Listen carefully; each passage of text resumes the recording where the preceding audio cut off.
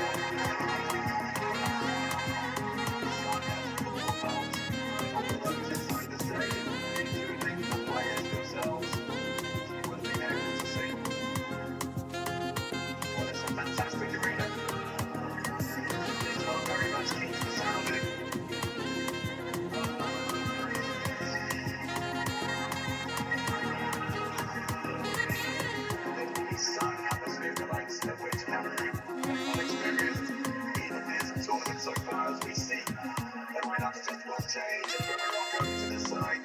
There's so much South Africa in the quarterfinals. The man called the goalkeeper, unchanged as they have been all tournaments. And the change is up front with 57 training. The second forward comes back into the side. Israeli Hamid opened the scoring against South Africa. Masudi, very lively. On a yellow card, so you will need to be careful. Fatima timeout dropping to the bench for Morocco.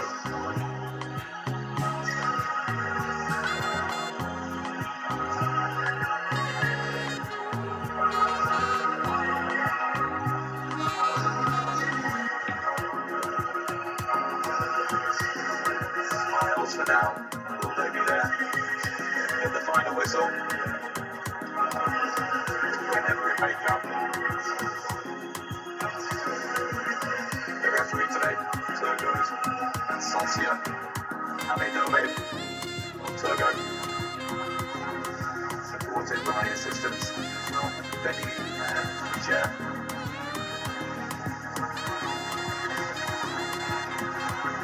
In the VAR room, and Niger, Niger, Mauritius, Zambia, partaking with Tunisia, Sudan's fatalities. Ahmed. As for Cameroon. Alright guys, let's take a look at the match prediction between Morocco and Cameroon. The most likely outcome of the Wafcon 2026 semi-final clash between Morocco and Cameroon is a hard-fought 2-1 victory for Morocco. Experts and betting fans heavily lean towards the tight low-scoring encounter where the shocky hosts use their home advantage to scrap through to the final. So looking at the key factors of match inside the home fortress, Morocco entered the semi-finals at the Monday El Hassan Stadium, riding massive momentum after eliminating rival South Africa 2-1 in the quarterfinals. But an intense home crowd in Rabat, their Black Lioness looked poised to reach their third consecutive Wafcon final. Looking at them as the giant slayers, Cameroon's unbeatable Lioness cannot be underestimated. They pulled off the biggest surprise of the tournament by knocking out the 10-time African champions Nigeria with a robust 10-0 tactical masterclass. Sorry about that, with the 1-0 tactical masterclass. Defensive look-out, both teams have built their success on stellar backlines, conceding just 4 goals combined through this campaign. In terms of the historical photo, historically Cameroon struggled intensely against tournament hosts, failing to secure a win in their previous 6 Wafcon matches against host nation. They lost 5 and drew 1 while conceding 17 goals. So now the body prediction is out there. Giving prediction Morocco to advance in regular time or extra penalties. Goals market under 2.5 total goals. Alternative angle both teams to score. As Cameroonians counter-attacking these threats, the Cameroon in Morocco. So the winner of this high-stake fixture will face the winner of other semi-finals, which is Malawi in the grand final on Sunday, 16th August 2026. I hope you guys stay tuned and enjoy.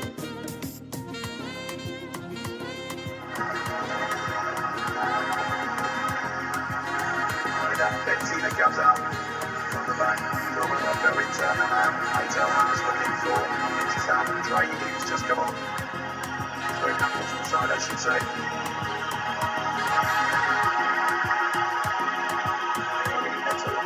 Outside for Cameroon, wearing number 10, trying to break it up here. Salah Masudi, always lively, always possibly. Number 18 for Morocco.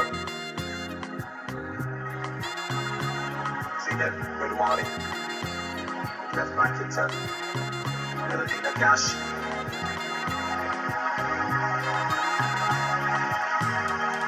Needs to be the cheers and enthusiasm for the home squad.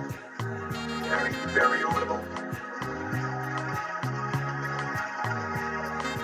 Redwani to Islam Chamak into Masudi. He has been for Rabat.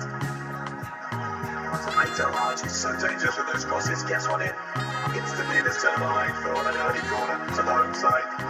There's the Mahi kid deflecting it behind. That's an early Moroccan pressure.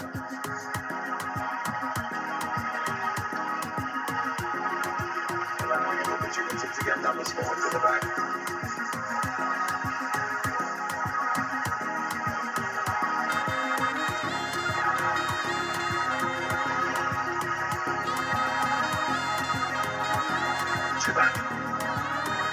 Skipper, inspirational leader of this side.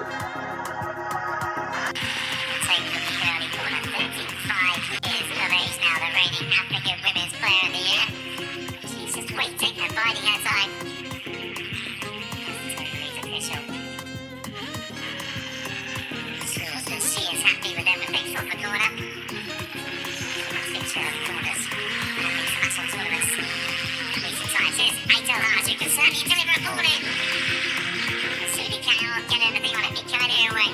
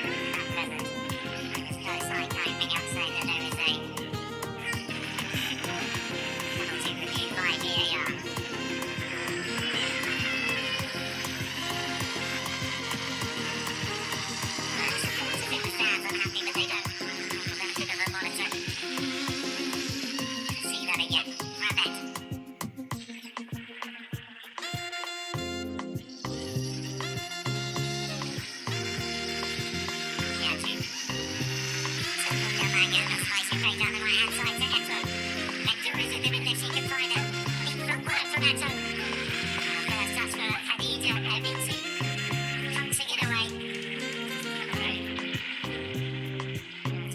best prize on the game.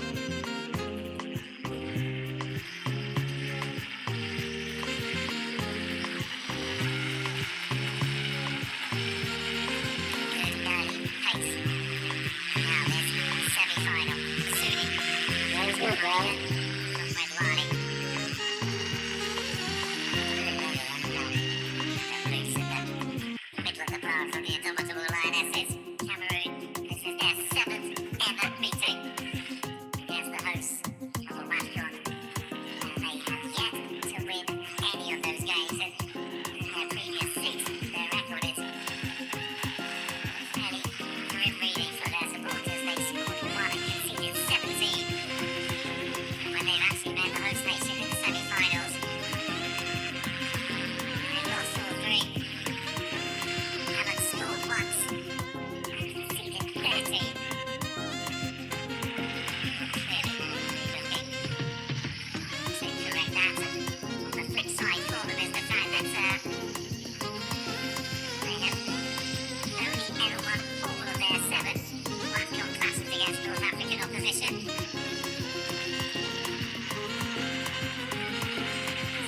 Interesting to see how this one plays out. Cameroon's 11th semi-final in Wafcon history. They've won 3 before.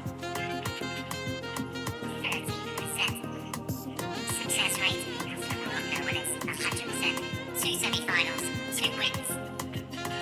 Both have come on penalties. Here's Michael Hart down the right-hand side. Looking for a try. A little touch takes it behind her. Should have been a corner.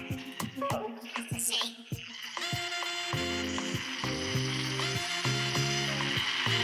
Let's see. Try.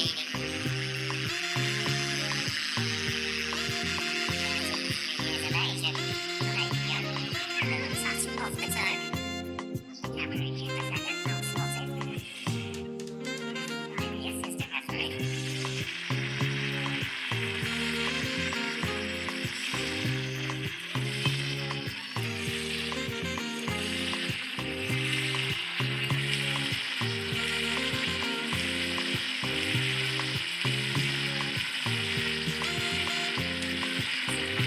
Going forward. Despite the fact that she trod on the ball and pushed into a cash. Cameroon have the free kick.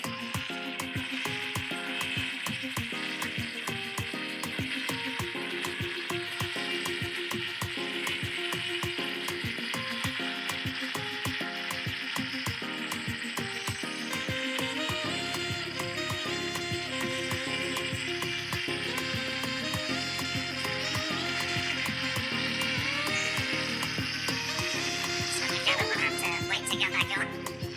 Meanwhile, Colette comes out looking forward. It's an immediate injury now, the Cameroon skipper. Taken off just before the hour against Nigeria. As for this other campaign she had missed. Very important player, the 26-year-old.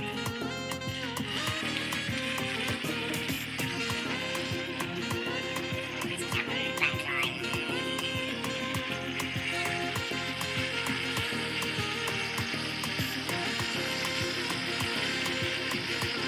Why he kicked. Yeah, two. Just castled and harassed by a combination of Sudi and Joaidi.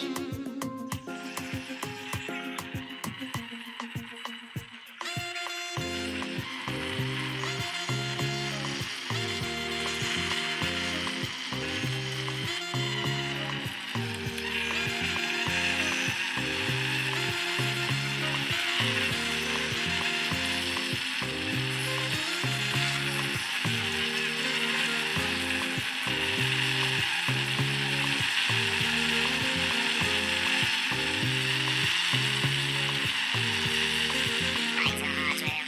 And a third go, the 31-year-old. Sits the side in the absence of Jabag. Whenever she's off the pitch, and she'll go again. Looking for movement in front of her. And it comes from Israeli. And a fifth throw into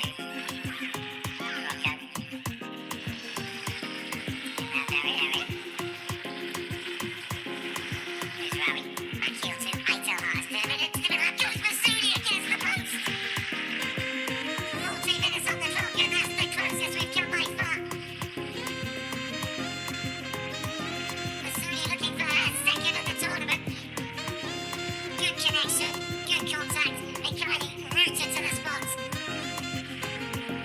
And the woodwork saves the indomitable lionesses. Chirac with the corner. Up goes Mikhaili. Now there's well 2 hands on the ball. From the young goalkeeper, just 22 years of age, based in Portugal with Benfica, who she joined in February. Probably winning the league and cup double. Quite a 2026.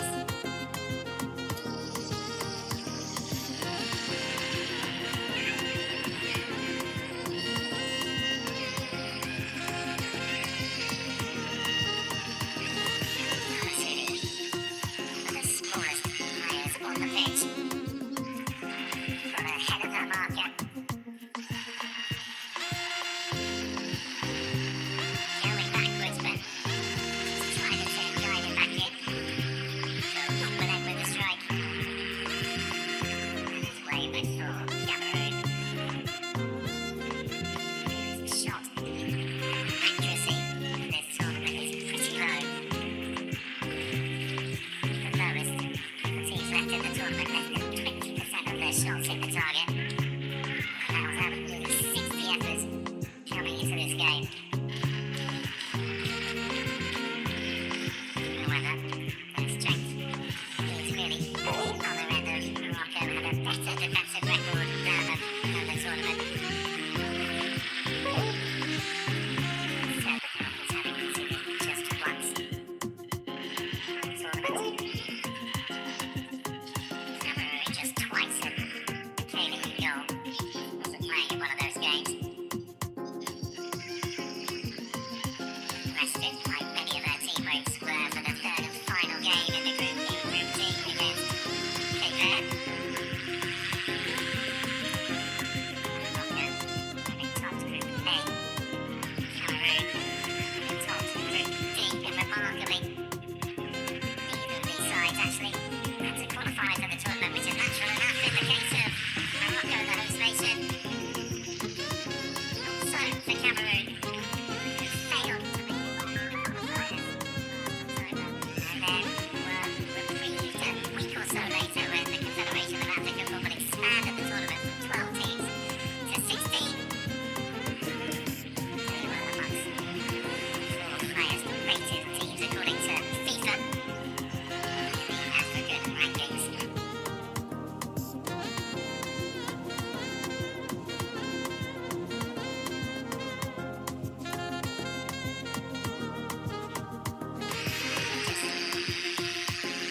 Three Cameroonian players to have started every game, as is this player, Salah.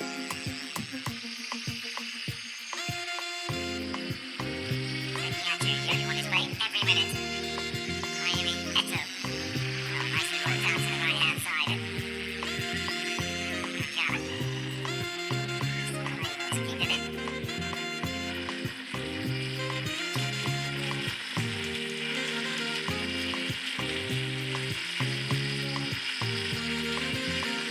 Was Rowie. One of those who will undoubtedly cause problems. Looks at trips like Kasuni on the other flank. She beats it to Morocco. And the free kick. And there's an early yellow card as well.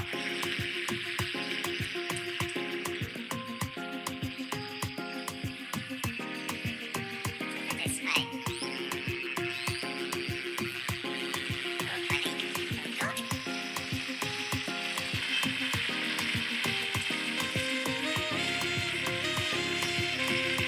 Not one of those for a yellow card.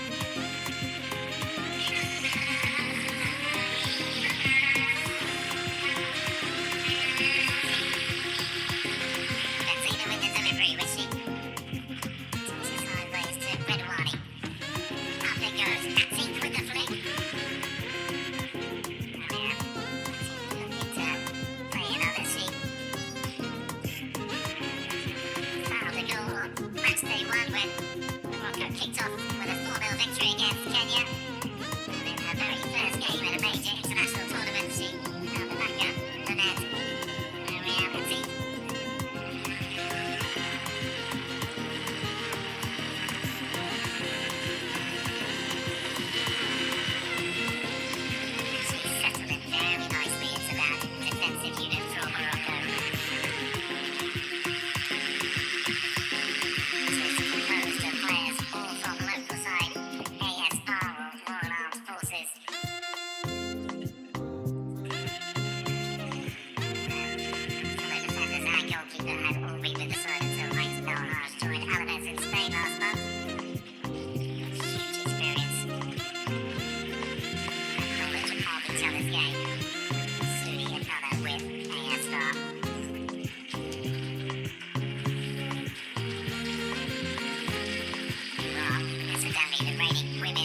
club champions. Here come Cameroon.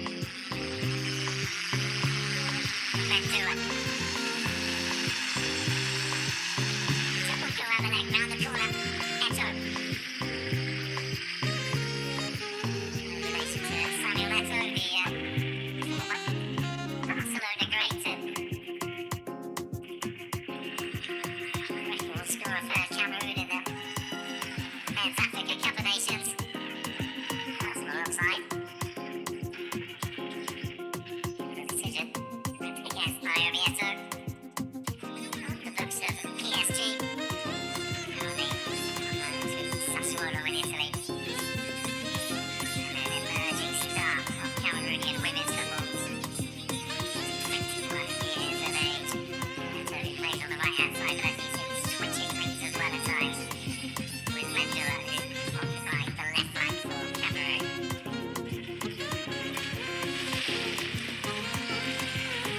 Comes out by Toko and Joya.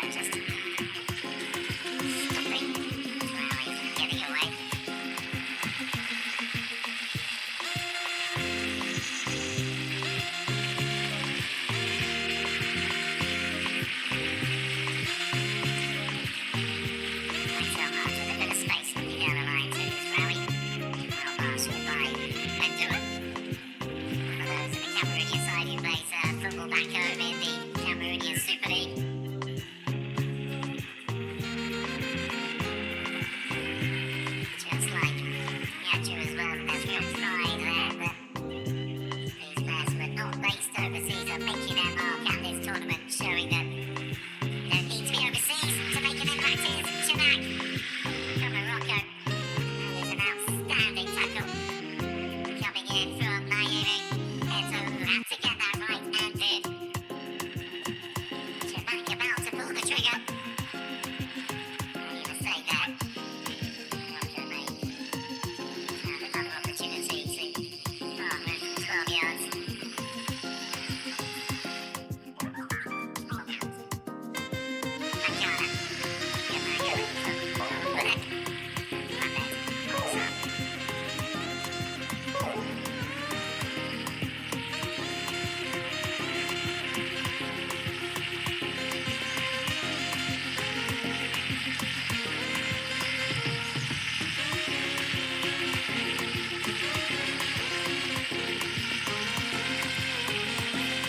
Sharawi, lovely spin.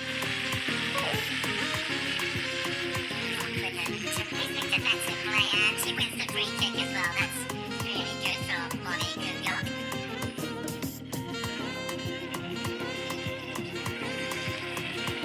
One of the match against Ghana. Second, Wafcon, having played her first 4 years ago at the tender age of 17.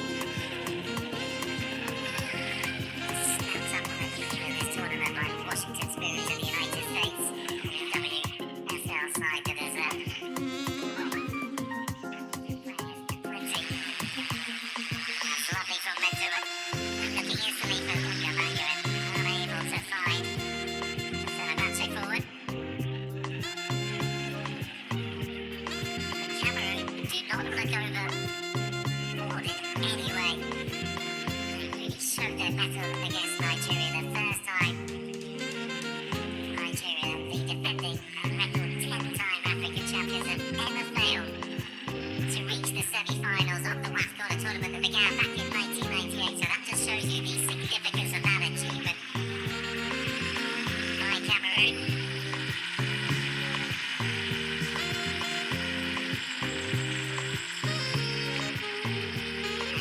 As they approached it earlier in the tournament, business of this Wafcon.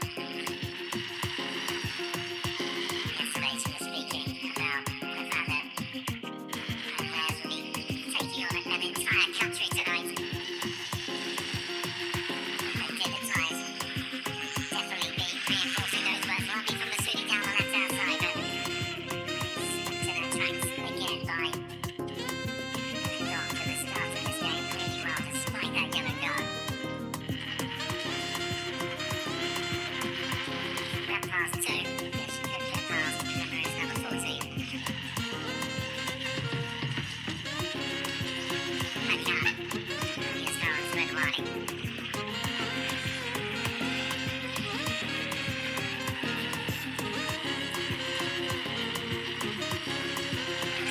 That's a touch right in front of the Cameroonian dugout.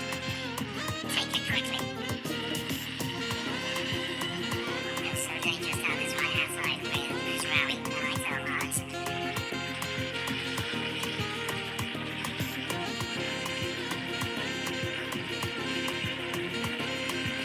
Red warning again.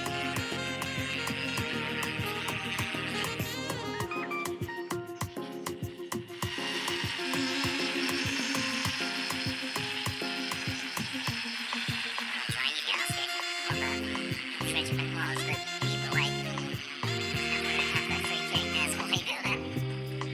He's got to find a second country for the Women's World Cup, having taken Spain to the tournament in 2019. And they reached their round of 16. Famously, of course, to the last Women's World Cup, which the Spanish won. With Vilda at the helm, beating England in the final. He's looking to go one better than he did last year when he got Morocco to the final of this competition. He suffered only defeat at a Wafcon so far. Drop again.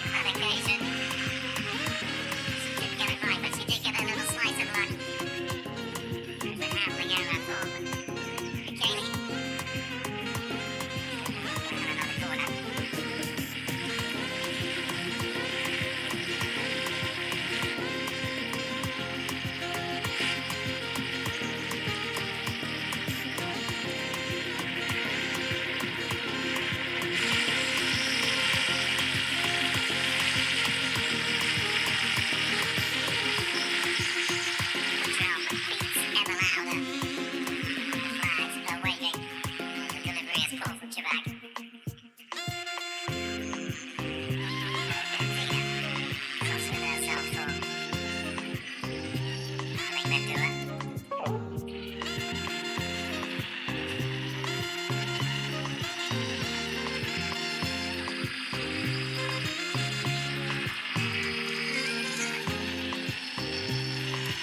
Gotcha.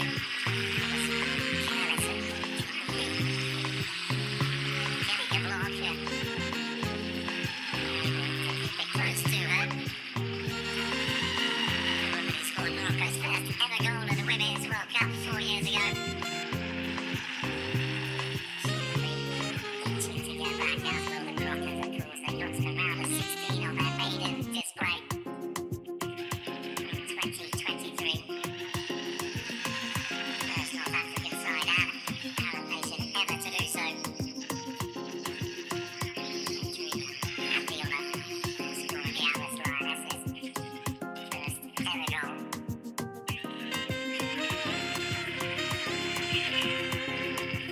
So against the Republic of Korea. And then their final group game, it was Colombia that they squeezed past again, narrowly, 1-0. So don't still out of 16, only to be fairly humbled by the French 4-0 it ended. Many of the players on the pitch today were taking part. That day as well, here's Aitel Haas trying to get past Durant. She's not finding it easy to get past the 21-year-old.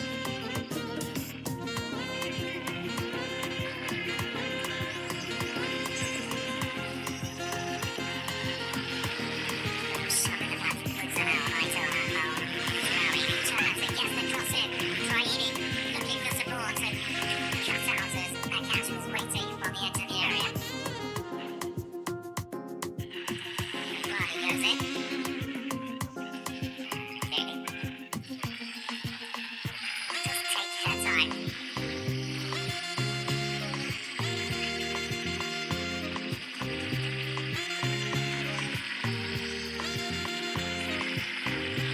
Chirac is not quite the player she was in previous competitions where she was the joint top scorer in 2022 and then the outright one last year with 5.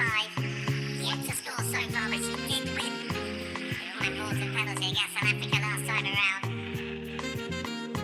Today will be a good day for her from a Moroccan perspective to re-find her scoring boots.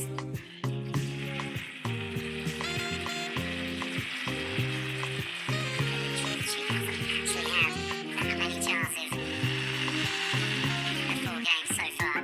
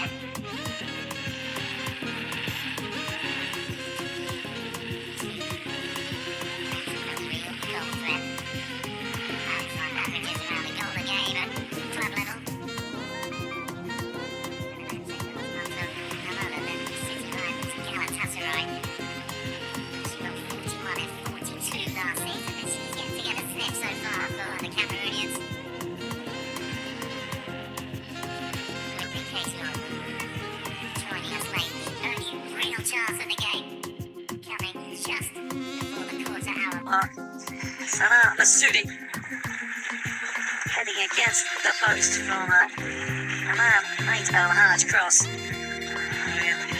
Finally, Aida, the Cameroon goalkeeper, fairly rooted to the spot. Gazraoui looking for El Haj. Checks back in onto our left foot on this occasion. And Heidi Kitts gets a good block in. Morocco. Another corner. Well, she is the real danger for Morocco. 1 goal, 4 assists in in this tournament already. Goal from the penalty spot last time out. The assists are nothing new from Alex Hart. Italy normally on her right foot and her left. Real quality. Moroccan right back brings.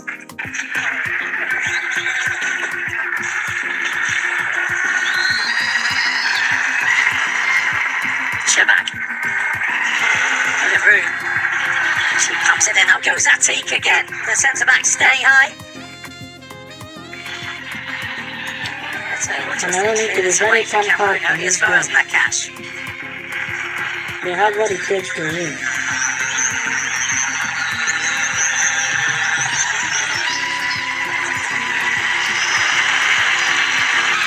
I want them to win.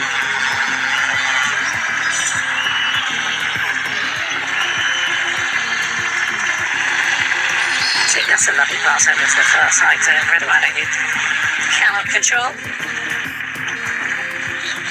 Thumbs up from her for the quality of pass.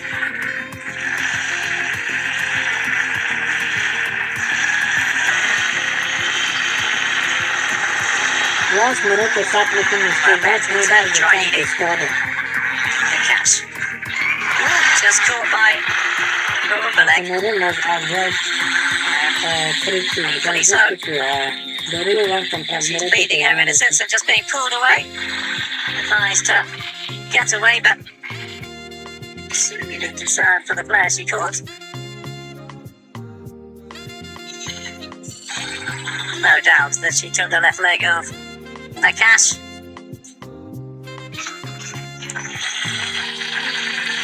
Very experienced member of the Cameroonian side, the 33-year-old midfielder. Was in the 2014 and 2016 squads that reached the Wafcon final.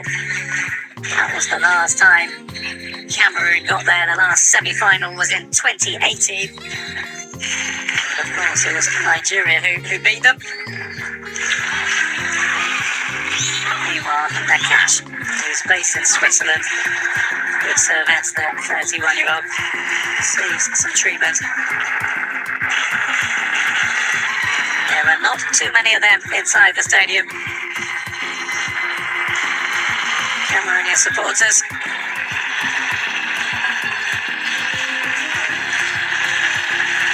That's the drum that you can probably hear. A reminder that Malawi await in the final. Malawi, a side that are not even in FIFA's top 100, Malawi might just ever have been win in the rankings. really Even in good. the top 150, they're not even, supposedly, in the top half of African teams. They're rated 32nd, yeah, they are going to be amongst the final two. And they will meet one of these two sides. Red delivers it in. And Michele comes out determined, fashion as ever. Makes her decisions early.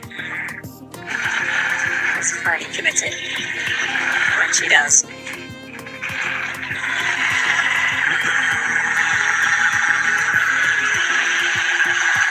That Cameroon goalkeeper, she has a great timing for ball. She makes sure she doesn't allow the ball to drop. She goes for the ball. It reminds me of the golden generation of Super Eagles. The likes of the likes of the Scored one in the group stage. Grace Mandua plays her football for Emaloa. Back in Cameroon, which is the team that was led by the current Cameroon coach, Martin Ngele. The team that won this year's Cameroonian Super League. Suli. Cameroon must be very careful. These people have started their politics. The CAF and the referees are for them. Just got to be They careful. have everything. Anything now, they will give you guys a red Yellow card. card. So you must be very careful. Combative player who That's is the not only going to hold fear I back. have in this game. See them launching it forward. Again, using her height and physicality. Riley dumped to the floor. No decision. Here's Mendua trying to get away from Jabak. Ahmed.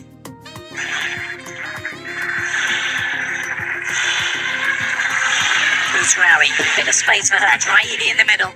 Jabak coming in as well. Tucker and Joya. Play this forward, but any real precision. Any kids. And Kylie. Once again, just taking her time. I was saying that we've got to be careful. In the day's first semi-final, we saw a red card apiece for both Malawi and Algeria. Well, a lot of work to do for Eto down the right-hand side, but she does well to meet it, but she cannot keep it in.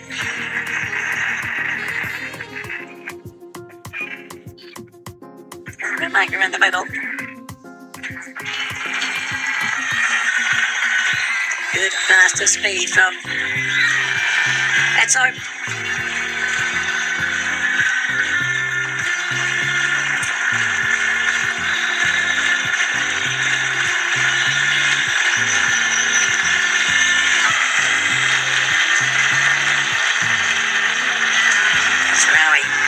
Winning it back and then surging forward. Well, she knew the challenge was coming. She has literally built a hopping man in the Moroccan technical area. Exactly what she was doing, despite the fact that she's just 21 years of age, Mendua. Drawing the foul. Giving her side a rare opportunity to come forward. They are dangerous as set pieces, Jorge Vilda was saying in yesterday's press conference. It's one area of the game that he fears. He said it would be a balanced and close semi-final, and so far he's absolutely spot on.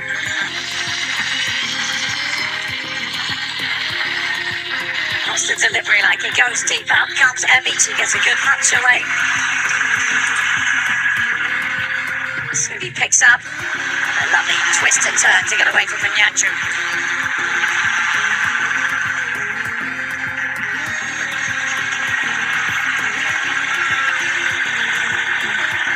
She's had little to do, the 36-year-old goalkeeper for Morocco, Amici.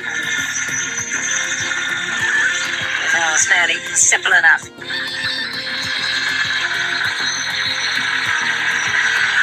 Kids. Caught and gets an apology from Uzrawi.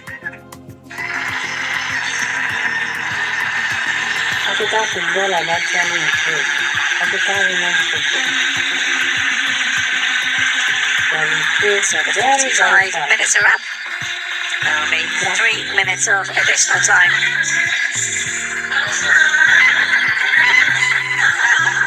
The end of what has been a very cagey opening period. Very few goal scoring chances.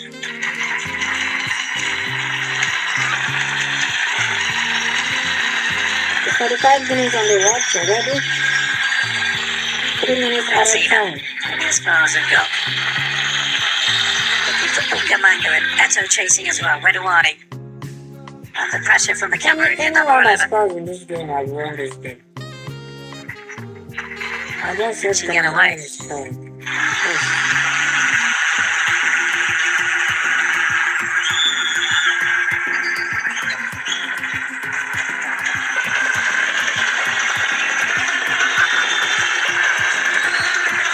Too forceful for the referee's liking, and Morocco, who all boxed in the corner, have the free kick which they play across, and he could look long again in that little time that remains at the end of this half. Uzrawi. Elhaj back into Uzrawi. Just gets a yard or two away from Zana. Into the middle it goes. Free kick there again. So not the greatest touch from her. Based in France with Dijon. I like this Cameroonian Cameroon dress. captain. It's beautiful. Talks of respect from Morocco in the run-up to the game, but respecting an opponent doesn't mean they scare us. She said with conviction. I tell Raj. Suni will keep this alive. Show some dancing feet as well, Masudi. Nakash with the striker goal. This keeper. Michele, she looks a little surprised. This guy is a good goalkeeper. The most convincing This bit guy of can lead goalkeeping, but Cameroon to final. strike at least to win on this goal in this tournament. first 45. That was exactly what she wasn't doing against Nigeria on Sunday. The problem is the striking force. Cash doesn't get too many.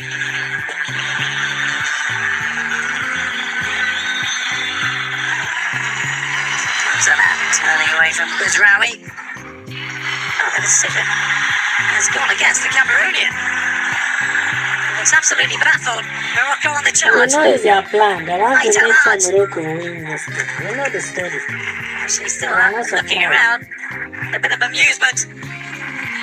Right, Gonzala. 4 minutes are up. That was right in the weekend and they were out. This will be a bit of controversy Not if they knowing that put it in, and I'm this sure Nigeria later is out. host They're of not sure Cameroonian that complaints. beating that team. Right, Alaj, outswing it from there. Bumbalang will pump it away. And the Togolese official. Right, that's the end of blown first for half. half-time. Let's go to At the end of what has been let's go a very back to close this match encounter between prediction. these two sides. They do not concede many at this competition. They are both trying to beat. And it has been a game of few chances. Sana Masudi heading against the crossbar early on. And then Elodie Nakash with a strike from distance that was just about comfortably saved by Michele Beina in the Cameroonian goal. Means that at half-time of the day's second semi-final, it is Morocco's Atlas Lionesses 0, Cameroon's Indomitable Lionesses 0.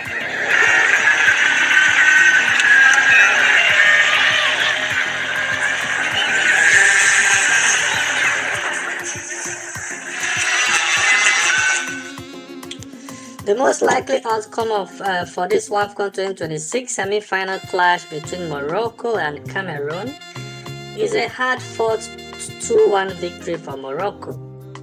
Experts and betting trends heavily lean towards a tight, low-scoring encounter where the hosts use their home advantage to scrap through to the final. So in terms of the key factors and match insights, the home fortress, Morocco enters the semi-finals at the Moulay El Hassan Stadium riding massive momentum after eliminating rivals South Africa 2-1 in the quarterfinals. Backed by an intense home crowd in Rabat, the Atlas Lionesses look poised to reach their third consecutive home Wafcon final. So another symptom is the giant slayers. Cameroon Indomitable Lioness cannot be underestimated. They pulled off the biggest surprise of the tournament by knocking out the 10-time African champions, Nigeria, with a robust 1-0 tactical masterclass. Checking their defensive lockouts, both teams have built their success on stellar backlines, conceding just 4 goals combined throughout this campaign. The historically, Cameroon struggled intensely against tournament hosts, failing to secure a win in their previous 6 Wafcon matches against host nations. They lost 5, they drew 1, while conceding 17 goals. So the top betting tips: main prediction, Morocco to advance in regular time or extra penalties. Goals market under 2.5 total goals. In terms of alternative angle, both teams to score. BTTS as Cameroon counter-attacking pace threatens the Morocco. So the winner of this high-stake fixture will face the winner of the other semi-final, Malawi, in the grand final on Sunday, 16th August 2026. So guys, that's the prediction of this game, and it seems like it might go against the prediction. For me, I'm looking at this game might end up 1-0, and I'm tipping Cameroon to do that for me. I want them to do that for me. Alright guys, stay tuned and enjoy.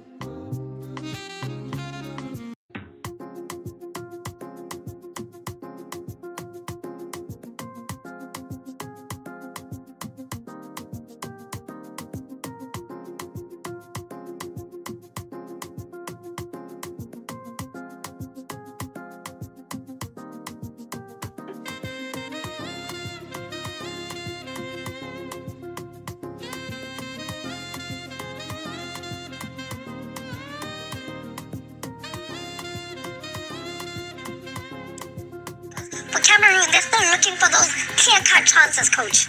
Morocco has more possession, but they don't have obvious goal-scoring opportunities because one shot on target is not enough, and they've hit the woodwork once. I'm looking at Cameroon also as a team that doesn't have a corner on them, which means that they haven't gotten a chance to get behind the defense of Morocco. Look at the cross that comes in from El Haj. Musudi is almost my height, and it's Lingana corner flag, but look at how high she jumps and heads that ball. Also, it's a pinpointed cross. Look at that. The delivery of it, the quality of it, the speed also in pulling that cross pinpointed like that. And that is a left winger that comes inside because Israeli has moved away to take a centre back away, and she's occupied that space. Saved by the woodwork more than anything. Saved by the woodwork. It came very, very close, and you could see the feeling from the Moroccan players because that is a goal that could have unlocked a lot of other things. El Had has been one of the best players in this game for Morocco. Even overall in the tournament, she's created the most goals. And I think Musa Ode also on the other side has done really well. could have been a goal, only clear chance that they created. But on the other hand, I think Morocco is doing very well. Immediately when they lose the ball, they are pressing, counter press, reacting immediately, and then they are winning possession high up in Cameroon's half, and they're creating few chances from that. Great shot there by Nakash, someone who doesn't really shine, but I think she does so much work, especially on the counter press. And with those types of shots, you're expecting Behina to always be on top of them. You can see she has grown in confidence and able to make comfortable saves. When up against a defense that doesn't allow you to come too close to them, you are subjected to taking shots from far, and they are ready for that because they know if they force you to take shots from far, then they are ready to defend that as well. Could a tunnel come in, but this game is still too tight to make haphazard changes. So far they look good.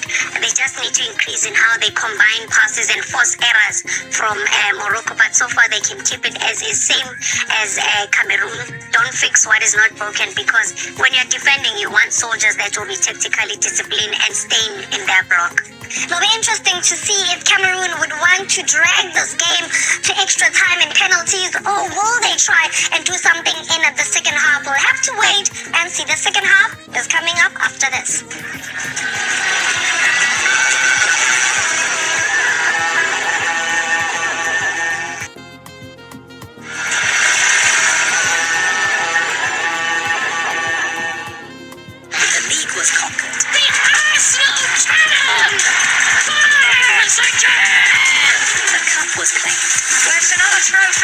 Manchester City's bulging cabinet. Now it's champion versus champion. The traditional curtain raiser to the English football season as the Gunners and Citizens clash for the first silverware of the English football season. Catch the spectacle of the Community Shield live on your World of Champions.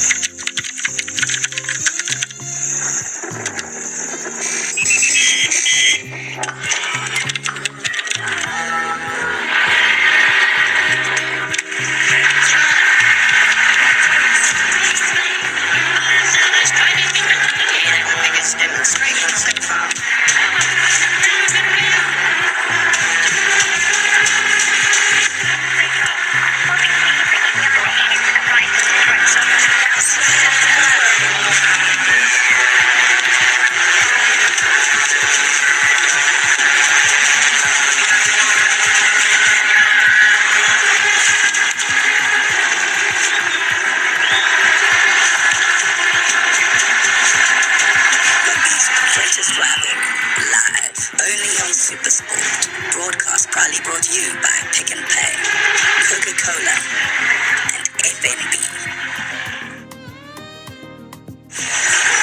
Guardiola's phenomenal reign. He's going to take some easy.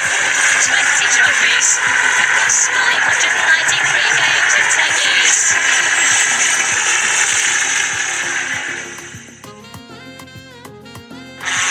Sport Blitz on Channel 200 brings you the latest sports updates 365 days a year. Let's get something special. With a team of journalists and presenters at sports venues around the world, we've got you covered. As the Mercury rose here at the Supersport Ladies Challenge, A massive occasion. right here at the Randburg headquarters. Stay informed with all our previews and reviews. Happy to win the stage. Not so happy to open tomorrow, but we're just going with the flow. Stay ahead with fixtures, results, logs, and broadcast times for every major local and international sporting event 24 hours a day as sports news unfolds. Stay in touch and follow us on X for all your sporting headlines on Africa's premier sports info channel, Super Sport Blitz. Proudly sponsored by My Way. Have you watched Banyana Banyana? Watch the skill. Watch the thrill. The kind of talent that'll give you chill. Have you watched how they move? And make the kind of moves that can move an entire nation? Now's the time. Share Banyana. Watch them grow. Stand it back.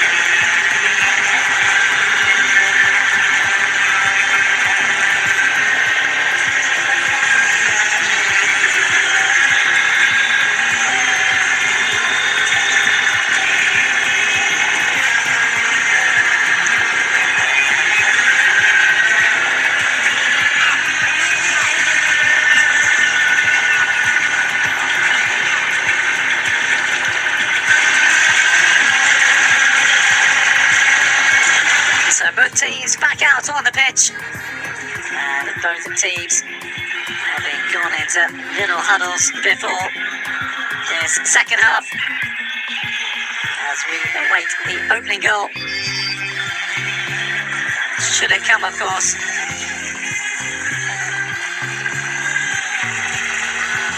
Chances scarce in the first 45.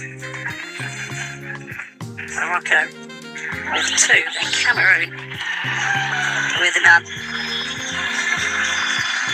Well, there's going to be a change for Cameroon, and on comes Ousmane Doudou.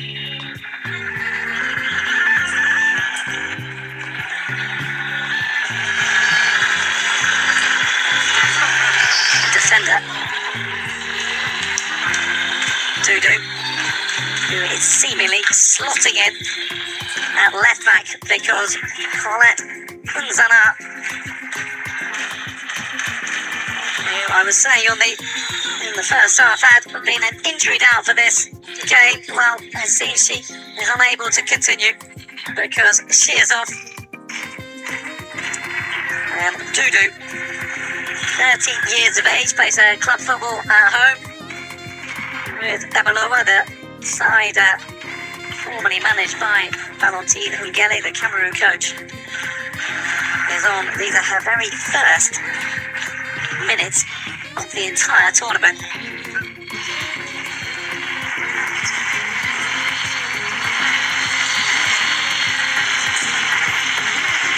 So a big ask and a significant change in defence for Cameroon.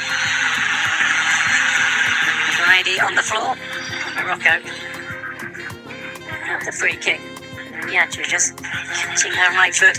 Cameroon need to be very careful. Brady facing Saudi Arabia with Al Ali. 5 5 Wafcon goals to her name, We'll give them an including extra. 2 at this tournament. But Some of this ball now, this referee is blowing yet so here. far, That was an what opportunity. Cameroon played against Super Falcons. Right, Nobody Al-Haj. played it. Even some of the things that Right, Malawi are getting Rabbit. red cards for. They played those things in their Should be talking looking about at, or will she be going for goal? When I'm talking about She's that gone for goal. referee issue, And she's people thought sailed it maybe over. we are being biased. No, Please. Crossbar. this whole tournament was biased Will go about down the as an Super effort on Falcons. goal. That if they want to win it, they must win it by extra merit. Not forcing. Imagine what they used to give Malawi a red card today against Nigeria. Malawi raised But it does her well boot just to on take the it off her face of toes and her with leg, shorter. the boot facing her face. Nothing was even there was even no free kick, let alone red card. Miami Eto penalised the VAR challenge on didn't even Rinawani. call to check it. A lot of things they did in that their first game because now they've even become more disciplined. Then they were not that Too disciplined. early for the referee's right They kick. didn't blow for them. Even the one they did to Chegin, they didn't do it. They didn't blow anything.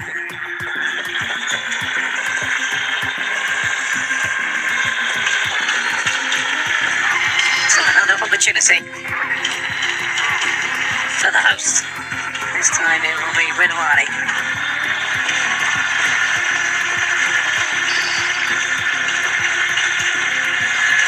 A better angle to find a teammate, one would have thought. Curling in. A bet with the flick on. Well, they want a corner. Morocco, they're not going to get it. There's been Roberto at an interesting time in the group stage. Twice taken penalty against Senegalese. Both times expertly saved by the young goalkeeper Adju Njai.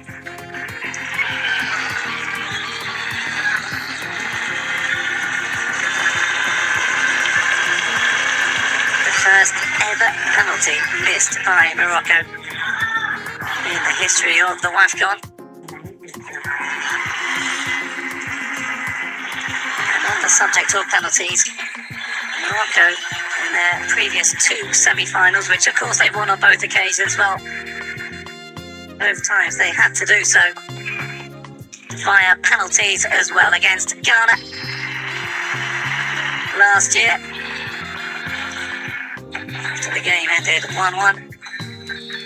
They against Nigeria in 2022. As we await the first goal, it is worth saying that they always score in the knockouts. Morocco, and they always concede as well. Yet to see extra time at this tournament so far.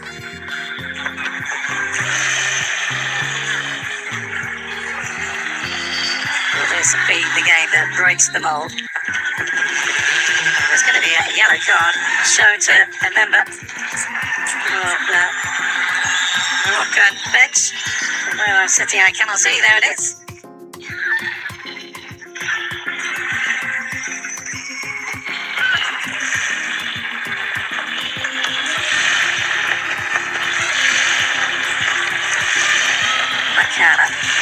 The hand clap goes on inside the Moulay El Hassan Stadium.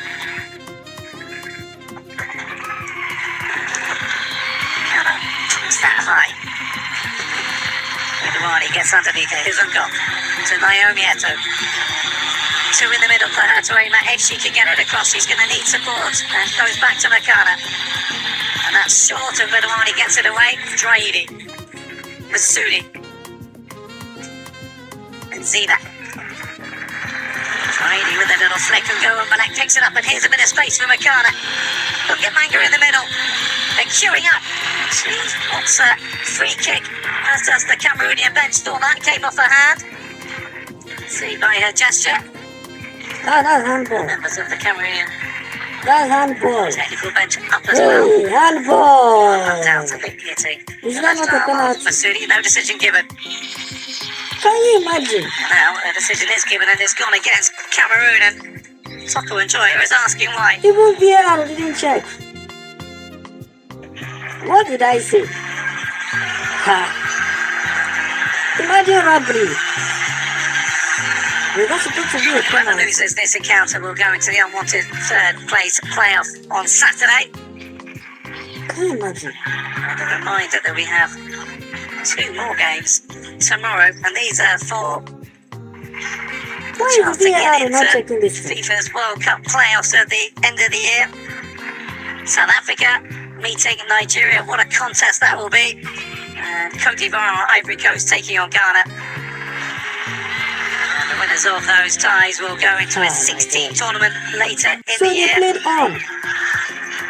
Teams from the same confederation I don't know cannot what reach each other, Mosupe so are doing in this part. if the 2 African teams were to make it through, Can then you they would go imagine? into a final 16 tournament in February for the right to get through to the Women's World Cup of South Africa. And Nigeria having been at the last tournament in 2023. It would be unimaginable, I think, for fans of the Nigerian persuasion not to make the Men's World Cup nor the Women's either. Here's Masudi. Put away by Yaju. Go from the first chance for Dudu to get on the ball. Able to find Unga Manga, who's had so little to work with. That's nice from Unga and Malek to skip away from her breath, shielding it from Nakash, holding on to it as the whistles rain down from the stands for the Cameroonian possession. Naomi Eto'o, Toko Enjoyer. Into the middle it goes, and too close to Amici. Whistles turn to warm applause. 3 clean sheets she has kept so far. That's equalled her tally over the last 2 previous Wafcons combined for the Moroccan goalkeeper. And that's a quite ridiculous record in local domestic football. 16 league titles she has, 13 of them with AS Bar, who are very much the dominant force here.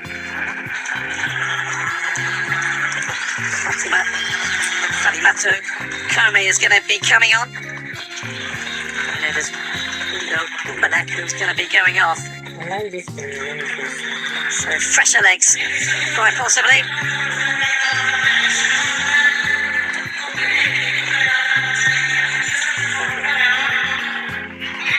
Oh, She made her one and only start. Kome against Cape Verde, and Cameroon had already qualified from Group D, and she started the game very, very well before seemingly running out of a little bit of energy. fading in the second period. Based in Turkey with Besiktas, and she will bring some energy in her midfield, which has been getting through a lot of work so far. Here's Naomi Eto. Redouane with the challenge. Redouane feeling a little bit of pain as well.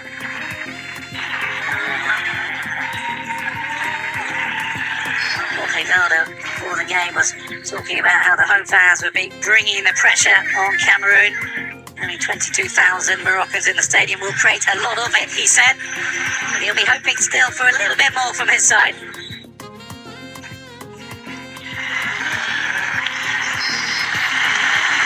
Who's taken the armband in the absence of Kunzana.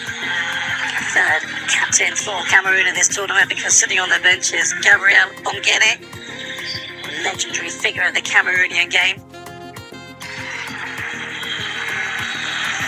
37 years of age and playing it. There's a record 8 Women's Africa Cup of Nations.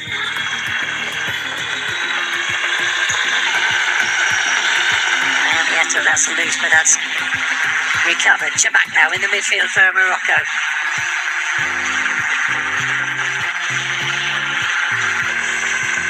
The local supporters trying to do their best to raise things.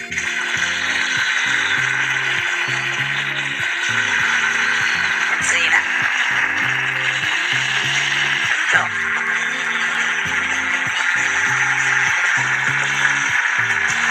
Naomi Eto, nutmegged by Benzina. The catch to Redouane.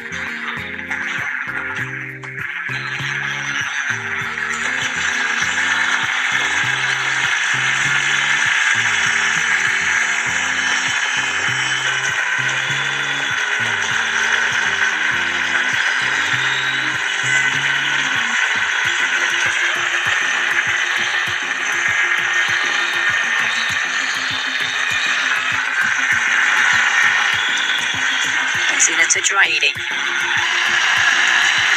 Trying to run off the shoulder of Yadju.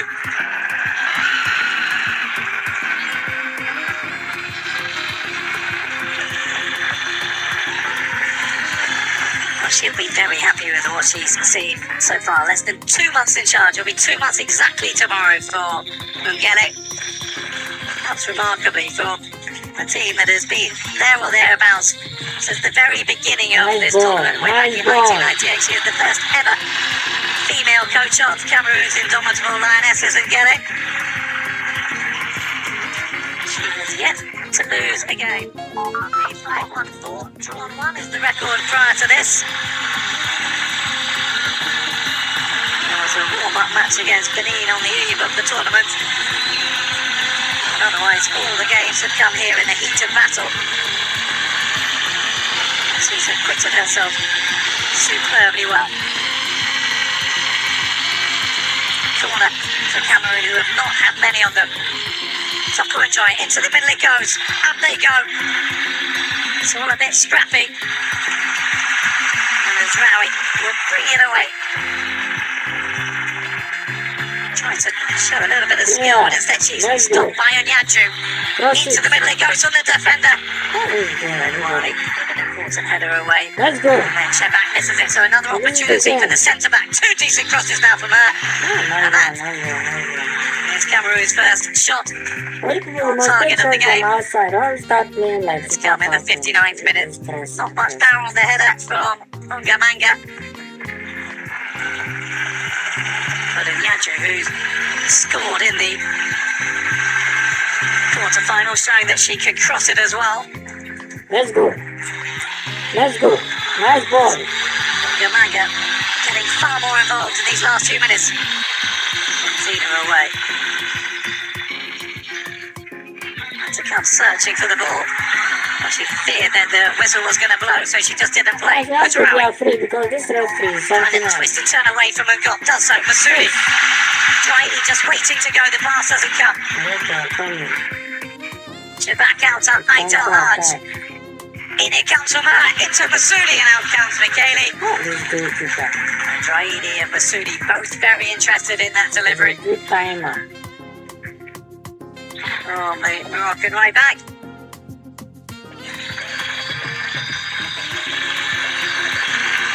Still, as the hour mark approaches, we await the first goal of the game.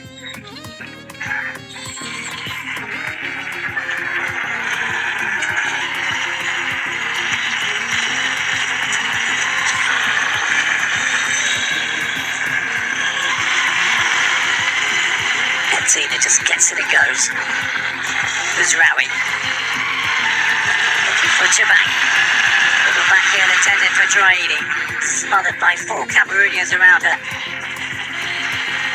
Take up for Draidi again. And there's my full to Uzraoui. Here is Uzraoui. Options to the right, Masudi. 2 in the middle. Striking goal. It's the side netting. Well, they were up on their feet in the stands. Hoping against hope that was inside the goal. Masudi unable to keep it in play. For once, a little bit ragged in the Cameroonian defence. Lovely ball through, inviting the shot from Masudi. Well hit. Always off target. She did score in the 2022 semi-final. Sana Masudi levelling for the Moroccans after Yasmin Roberta scored a very unfortunate own goal to give the Super Falcons the lead.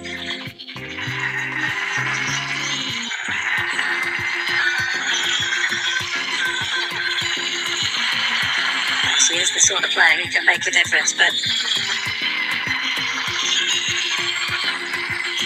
just wait. The Cameroonian receives treatment down on the ground is Yaju.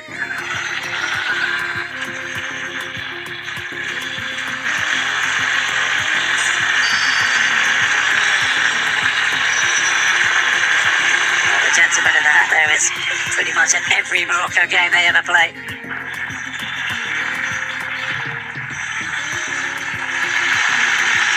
So Yaju is off the pitch, so at present Cameroon will have a 3-woman defence, and Naomi Eto'o has just been called back, and Nakano is going central. Naomi Eto'o is filling in a right back as Yaju comes round.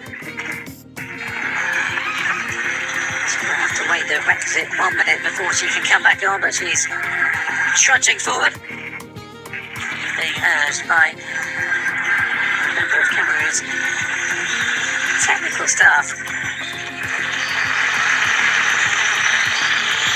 Masudi down. Morocco free kick.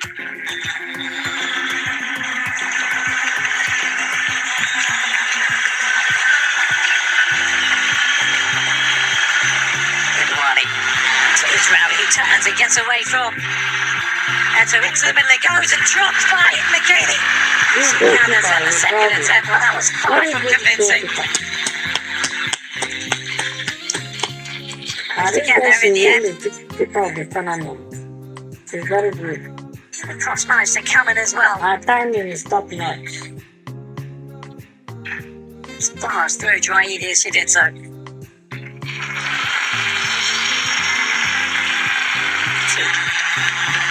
Just to even out.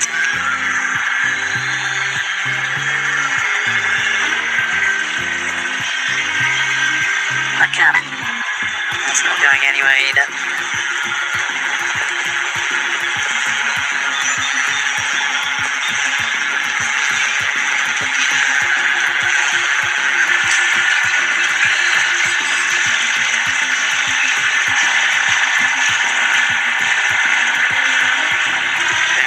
To smother that. Kaylee was yet to concede an open play at this tournament. Let's go. Let's go. Needs to play a penalty on match day 1 for Cameroon in Group D against Mali. She conceded it herself, the Cameroon goalkeeper. God books for her troubles. Other than that, she remains unbeaten.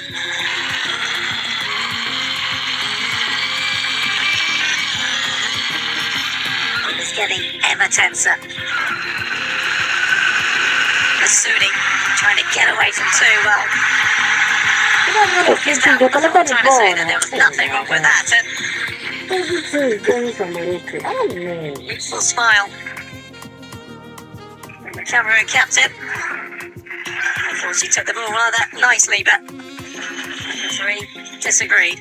Oh, Naomi Eto is suddenly in here. Bungamanga in the middle. She can find her. Chance here for Cameroon. It's everything goes. She can't get anything on it. Bungamanga. Well, that was an opportunity. A simple pass out of the back, finding Eto with a lot of space on the right-hand side. Cameroon's Women's Player of the Year. Well, look, I think she would have been offside in any case. Bungamanga. That was their moment when they got forward, and that is going to be the last action for Naomi Eto, who is off. Gives a hug to Michaela Abam. Forward based in Mexico with Cruz Azul. Kelly. 8 man changes. And there's 3 now. The one for Zana and forced. And then Kome giving a little bit more energy in the centre of the park. And now Abab. Thrown on the 29-year-old. Laughlin comes on as a substitute. Very experienced at debut back in 2018 in the Indomitable Lionesses. Rabet forward, flicking it on, looking for Masudi. Gets another go. Rabet. Here she is. Dinking it forward, but a got ball cut that out. Well, she's everywhere at times. Monique Ngok. They've lost it now, Cameroon. Chabak. Looking for Uzraoui. Uzraoui gets the header. It's always going to be difficult to generate any power under close attention from Makala. Really needed somebody to be inside and on the end of it.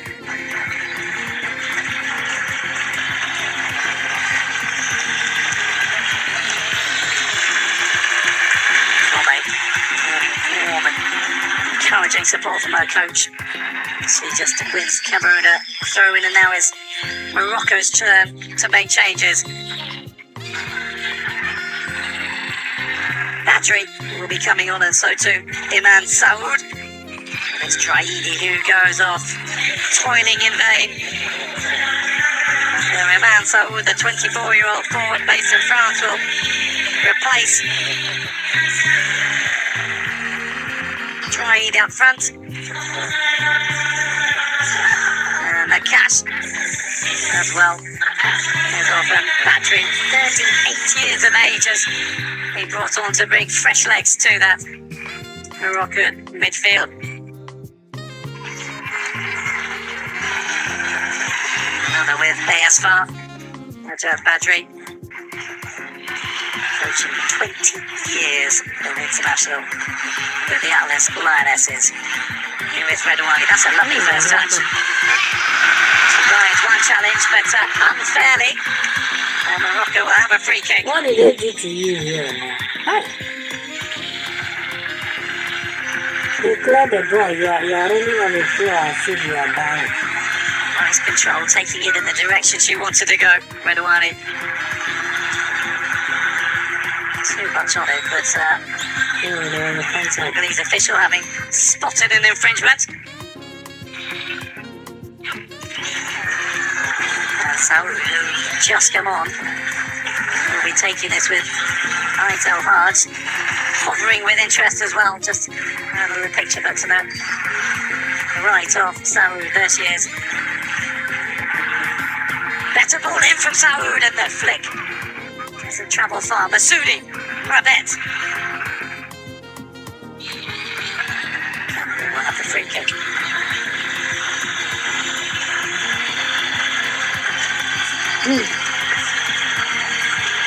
Cameroon are ready to reach a 4th Wafcon final. Only Nigeria with 10 and South Africa with 5 have more. It's been a decade since they've been there. 3 times they've been runners-up. 3 times they've finished third. They've got 4 fourth-place finishes as well to their name. They are desperate to get over the line. And with Malawi waiting in Sunday's final, those these sides will think this is the opportunity to lift the Women's Africa Cup of Nations trophy for the very first time.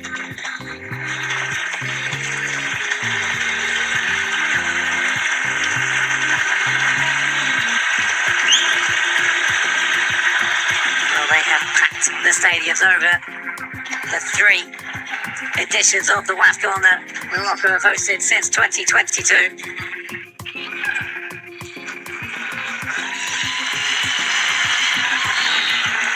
And they have yet to see what they want apart from a couple of World Cup qualifications. That's nice from Masudi to Badri. Rabet, well, it was short to her, but she did really well to stand a long leg and win it back. But nonetheless, have the free kick. And there's a yellow card, and I think that's going Masudi's way. And that means that if Morocco get to the final, one of their key players will be absent because she was booked last time around, and she knows it as well, the 26-year-old Masudi. She is just taking that in. That is a major blow for Morocco, should they get there, of course. Well, an elbow connecting with the neck of Ugok. How is that going to affect Salah Masudi, named as the best player in club football in the women's game, of course, over the last 2 years by the Confederation of African Football, CAF. Small in stature, 5'3", but big in impact. Can she now redirect her focus to get her team into the final yet again? Toko and Joya into the middle, and up goes Atik. Dudu, the striker goal, and it's going to dribble all the way through, but Redouane just picked it up. Let's go, give it in the middle. Toko and Joya will play it into Ugok. Let's go, let's Nice go. swiveling turn from Kone. Let's go, Cameroon. No connection. Well, that was an opportunity for Obama just come on. That's an opportunity, but it's Very not. few opportunities they've had. Just the header for the hour from Ungamanga, Cameroon's only shot on target. That was, in the context of this game, promising opening. Come on.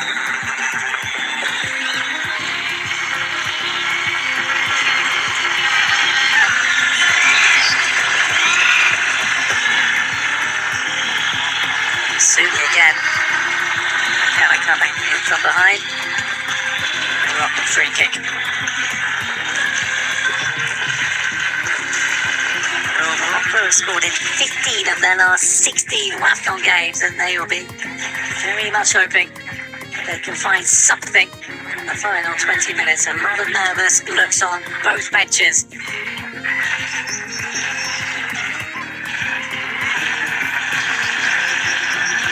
Redouane, Masudi,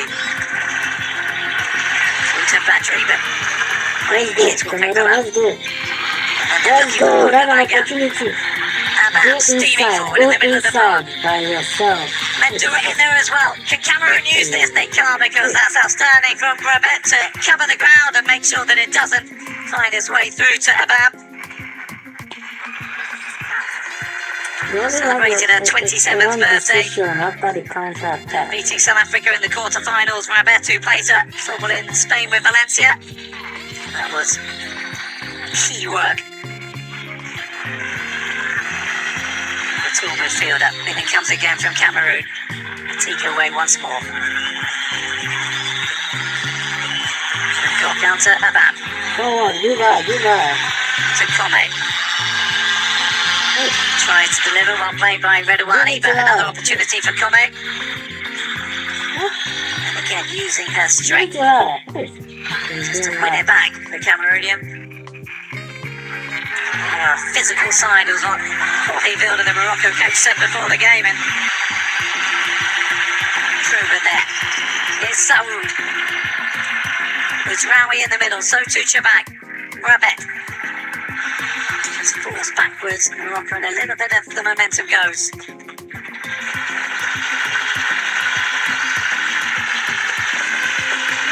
So, looking for options. Finding a figure in white. So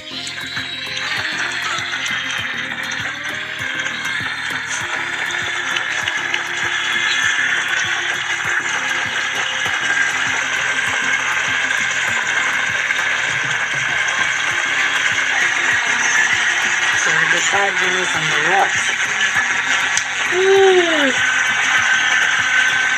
15 minutes to go. Possibly the first extra time of this tournament.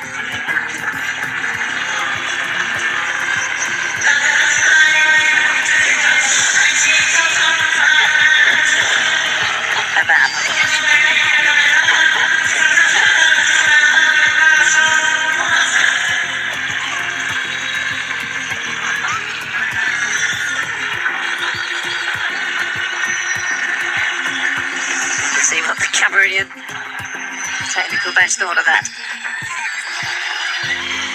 It'll be Unyaju. Abam up there, Ungamanga. Kome as well. Goes Ungamanga. Mendua. Is that a handball? Right, El Haj, no. Mendua to the ball. She goes. She's getting the cross in. Oh, she's won the corner. The players will stay up there. Doesn't always go the distance. Mendua, but she's still on the pitch for now.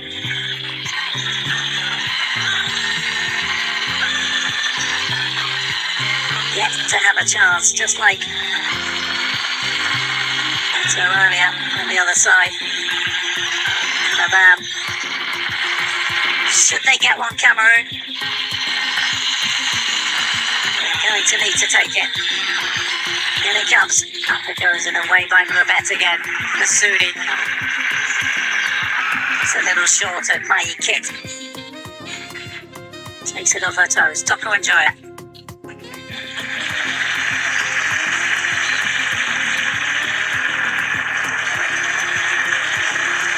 The organisation shown by this Cameroonian side is really impressive given how little time Ukele has had with her players. Look at that. She's known for having a really good relationship with players and having demanding standards too. If they don't have that, they're everyday.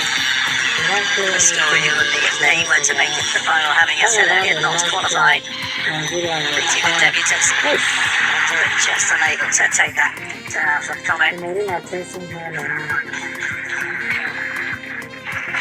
And in the last 5-10 minutes or so, Cameroon have been coming into it, having far more territory in the Moroccan final third than they've had in most of the game before.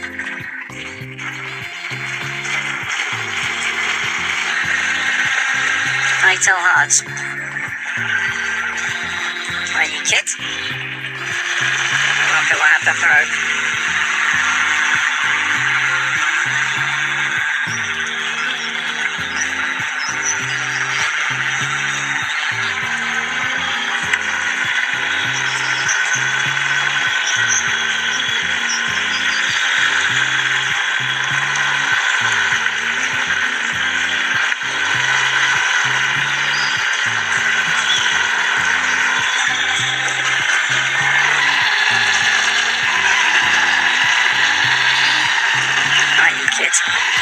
Picks up.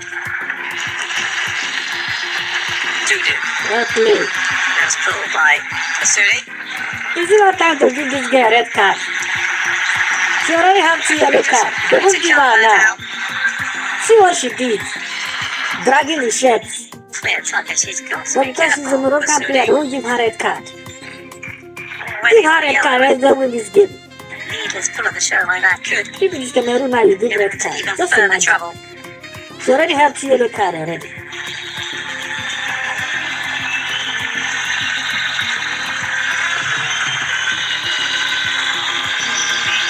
Morocco have played everything they have to play. They've already given up in this game. It's They all are hard tired. away for Sudi. To Badri. Cameroon are not the one pressing them. Morocco is playing defensive now. Let's go, boys, let's go. Really good battling in there. I think that Midfield we have again one from to Cameroon from Kone. Let's go. Dudu. Morocco is wishing for the game to Ronnie will end. clear They us. want the Saudi goal. will try and use her fresh legs to get away, but only finding again a Cameroonian wall. Cameroon are very compact. He's so impressive in the midfield. I'm telling you. Masudi. Saoud. 18 minutes on the watch. Options in the middle for the substitute. In he comes. And deflected behind for a Moroccan corner.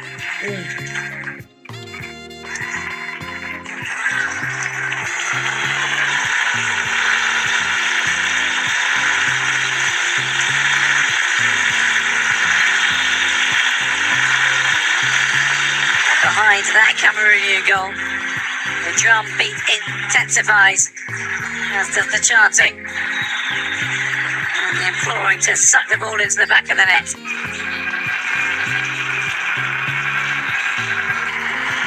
Aydel Haj with the delivery, and it goes all the way through to Rabet, and it was missed by a Cameroonian player, and I don't think Yasmin Rabet knew that it was coming to her.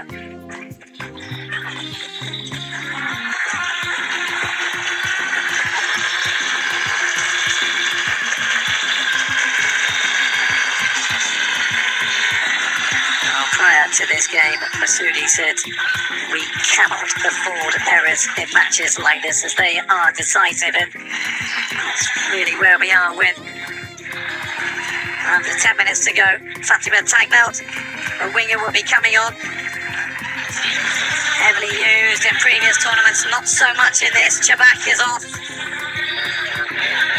This tournament, the back is not really Ready to have any real opportunity on goal. Another AS-star player. She's not really big in this Tagnelt tournament. is off. The last tournament was very good. Gamaga. Morocco, let's go. I mean, Cameroon, let's go. A lot of height on that. And it's 81 minutes on the watch.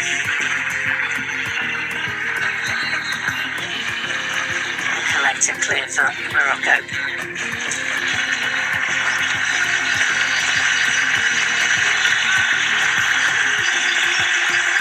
So Tagnat will come to the left-hand side.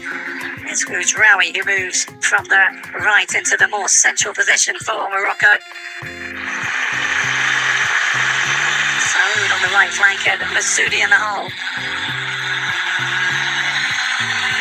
And it is not going their way, Morocco, and they've got to handle this.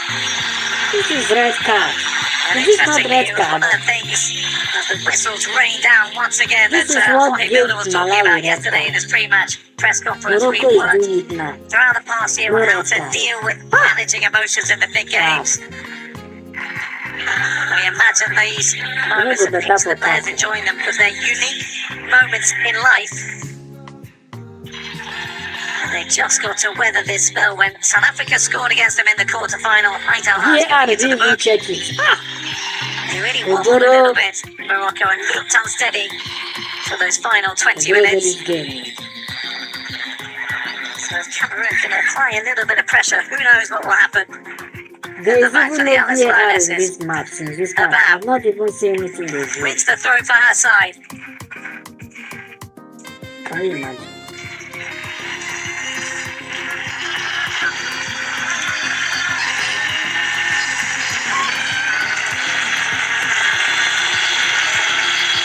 To the middle it goes. I'll give Manga what if she had won the flick on there, there'd be no one there.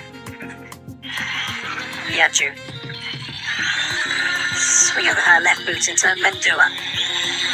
Let's go, Nicely played from Cameroon. Mendua, but Rabet is there again. Let's And here go. he comes to Mendua. Striker goal from Hey. her. Takes a Nice deflection. one, And nice one, nice one, it nice is one. trickling its way towards the dead ball line. And it is prevented from going behind through a corner by Aitel Haj. Cameroon to attack. This one, Panza.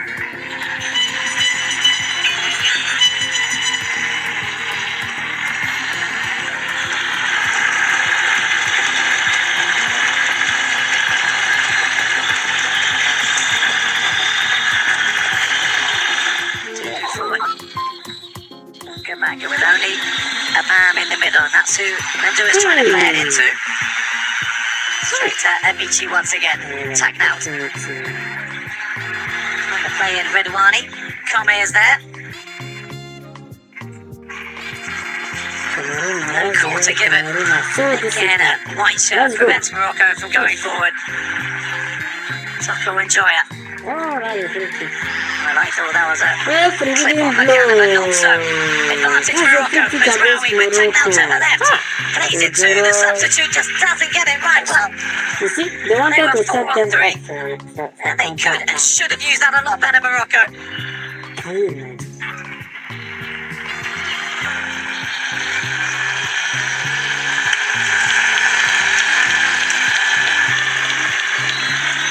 Cameroon just getting off a little lightly there. There's Rawi, who's normally so precise. Getting the ball to take out all wrong.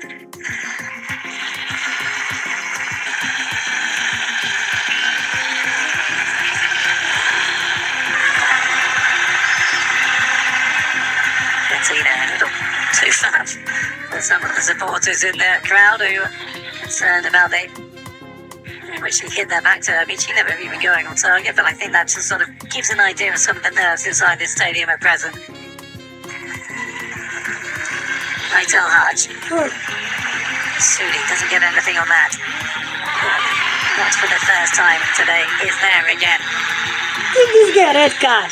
Hey, she's only 2 yellow cards. She's been everywhere. Look at what she's doing.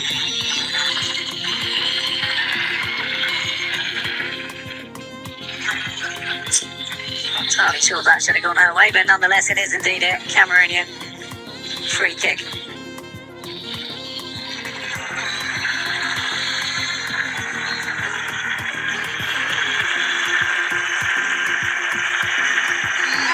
Gamanga. It's smothered again, it's so tight in that midfield. Abam, pass that ball. Abam, release the ball. Get away from There's Redouani. no time. Let's go, Coming, guys. nice first touch to skip let's it go, past to let's go. Patrick, Yeah, and then she okay, tries okay. forward and to come in and close the gap. Tagged out, urged on by the supporters inside the stadium with just over 2 minutes left on the 90. It's Rawi, Masudi in the middle, Samoud as well. Waiting for Three penalty. around her, Toko Enjoyer. Gets the clearance wrong and Kaylee pounces top of the ball. And another rocket move comes to a close.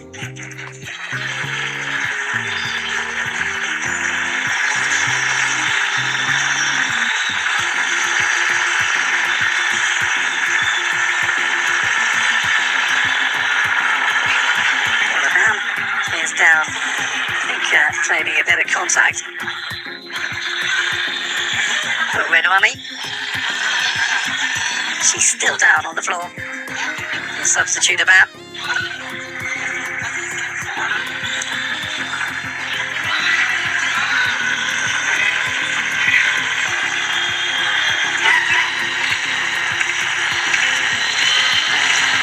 All a bit scrappy as we tick towards the 90-minute mark.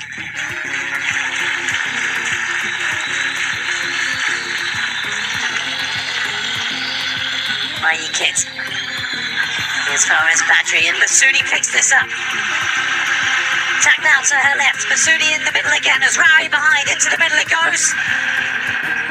Yaju. Yeah, let's Position go. for Cameroon, who can now counter Let's go, themselves. the Coming counter. forward with a comment. Let's go on the counter. Well, she just Yeah. took a little bit of time Yes. to a little sting out of the move. Abab. Abba, let's go. Into the middle it goes from there. Benzina away. This is a crossing ball as Gok with the strike. Battery with the block. Crossing. Go and take shots. Saoud, well, both sides looking to win it. Late on, Tagmount. And back to Tagmount. Can she get the cross right on this occasion? Skips inside. Cuts it back to Saoud. And defended away, and now Saoud again. They just lacked Benander's strike. And was straight at Michele. That's Morocco's first proper chance in nearly half an hour. And promise. Again, it came to very little. Here's Saoud again as Morocco try and take this to the death. Rizraoui, Masudi just waiting for a bet.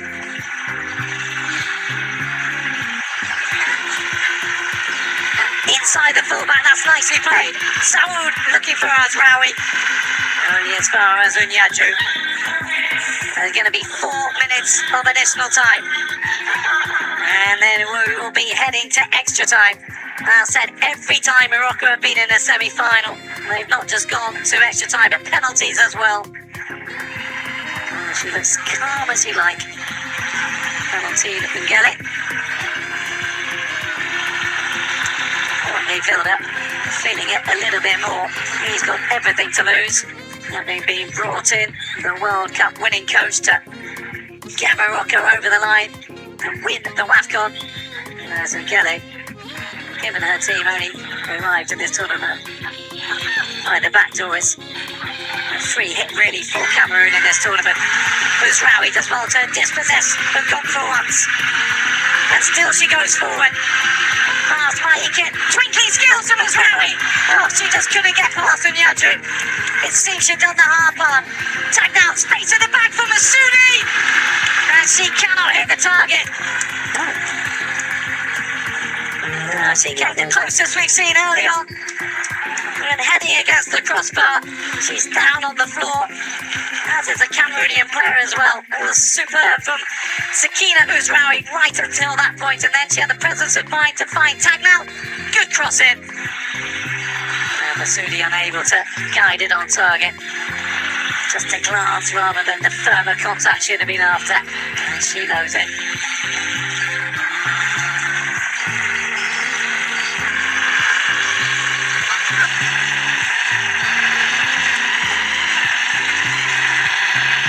Rabet with the header.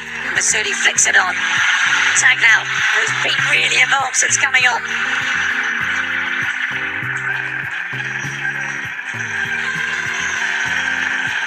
Three white jerseys to find her way past. Falls back to Redouane. Now you kit away.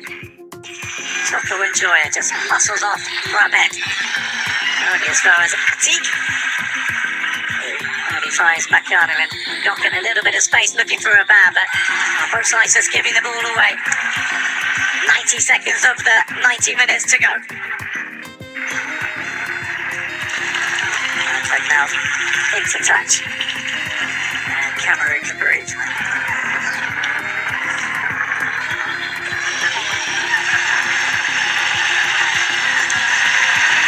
Nicely back to her from her fellow substitute Kole, and instead of just charging Let's on, go, that's a she chance. orders Ungamanga. What a challenge that is from her team. Because Ungamanga could have been in. And all around in the stadium, supporters are urging Morocco forward. Masudi looking for Rizraoui. Here is Rizraoui, and here is Michele. Read that superbly well, the Cameroon goalkeeper. Atik, well, that's a miscontrol. Abab is in. Abab strikes and cannot keep it down. Nice play. What a finale. Nice play, Abba. More goal, mouth, and end-to-end action in the last few minutes that we've seen in the hour and a half that's preceded it. Abab with the opportunity just could not keep it down. What is that? But if I'm grab that ball, she like score because Here's the ball through to Rizraoui, and look at that from Michele. this Cameroon goalkeeper, her timing is too bad. Proper she's put it. Ticking time.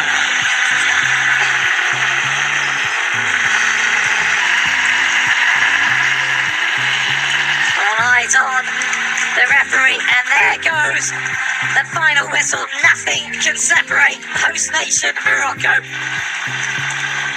against Cameroon. No goals.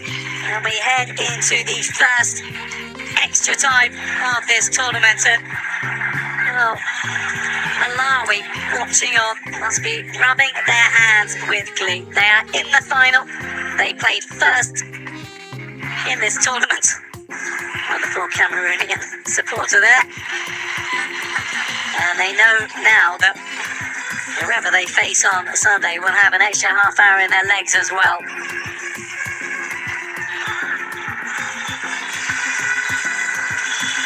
Well, second half that had few opportunities. Ungamanga's team header just before the hour, and then Masudi with an effort just after that.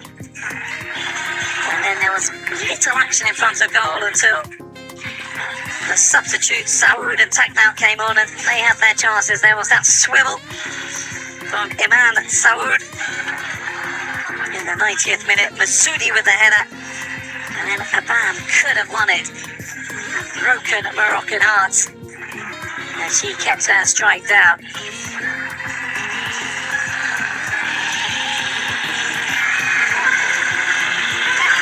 No wonder there are tired legs in the Cameroonian camp, because they have worked incredibly hard. And they showed their solidity right from the off. And the side that had a remarkable record early on in this tournament, reaching 10 of their first, 10 semi-finals in their first 11 appearances up to 2018. And then after the 2020 Wafcon was cancelled because of COVID, well, Cameroon just had an inexplicable slide. They only made the quarters in 2022, and then in the 2024 edition, which took place last year, they didn't even qualify for that. And then again this year, as said, they didn't actually make it through the qualifying campaign, beaten 3-1 on aggregate by Algeria, and saved by the expansion of the tournament. But here they are now, just half an hour away, potentially, from the final, to add to the fact that they will be at the Women's World Cup next year for the third time in Brazil. A reminder that Algeria will be through to their first ever Women's World Cup, so too Malawi. And something that neither of these sides really want to think about is that whoever loses this encounter will be meeting the Algerians on Saturday here in Rabat, across town at the Olympic Stadium, in the third place playoff. A game at 1700. A reminder that the World Cup ties are coming tomorrow. That massive clash between South Africa and Nigeria, 2000 GMT, and before that Cote d'Ivoire, Ivory Coast against Ghana, 1700 GMT.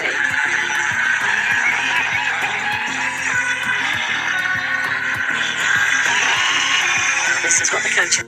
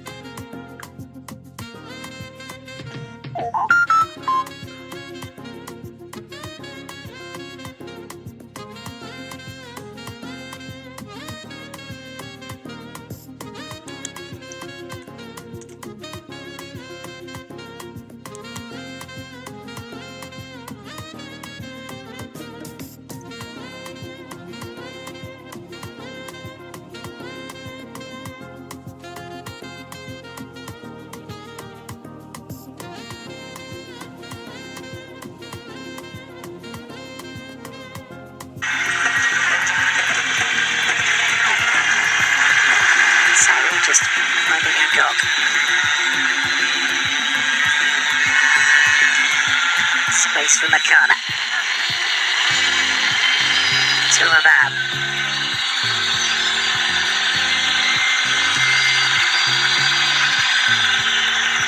Tina cuts it out and Tagmel will pick this up for Morocco.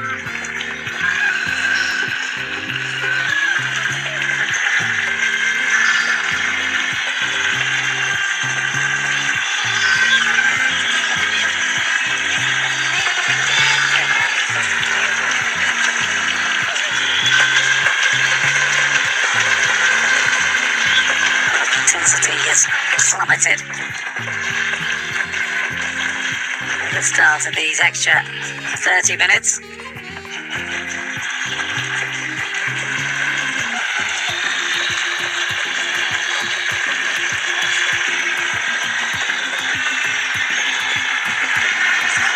Yaju. Further down the line to Ugamanga. Just manages to take that off the toes of Redouani. And I think there was a pull by the Moroccan on the Cameroonian. There was indeed. And the indomitable Lionesses have a free kick.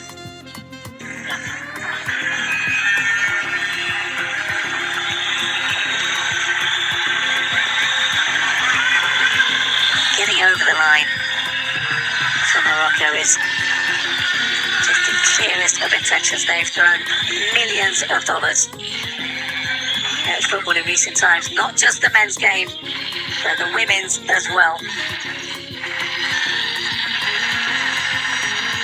And those involved in the higher echelons of Moroccan football and the Royal Morocco Football Federation are sitting nervously as they watch this.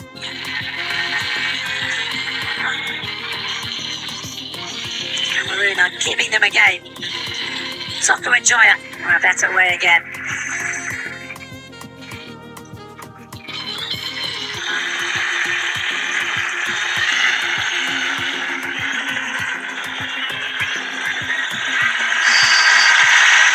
Down. And then God is in some pain. In fact, Crample is at a knock to her knee. You can see she's got some blue strapping on her left leg. And just jarred as she went down, and it's her left leg that she's holding, and there's going to be a break in play as God gets a bit of treatment.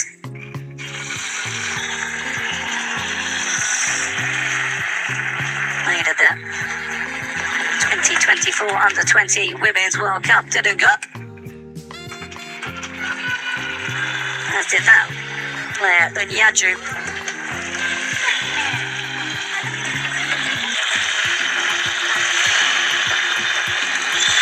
I should actually say that Unyaju was trying to get Cameroon back to the Under-20 Women's World Cup, as they failed to do that tournament in Poland next month. Unyaju, centre-back, scored a remarkable 5 goals in qualifying.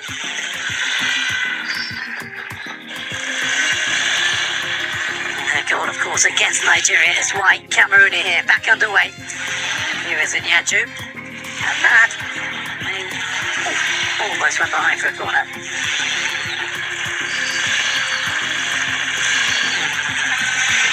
And clap again as the Moroccan supporters try and lift their favourites. No, that's not going to do it.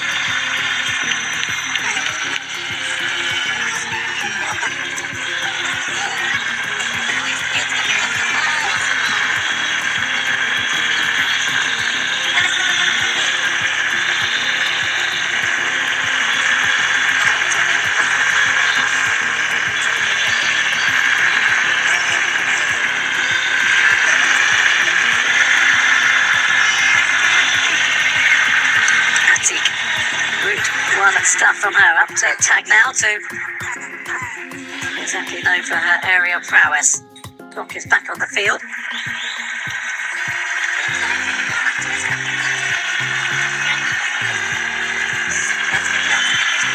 Thierry. Into the middle it goes. And away once again.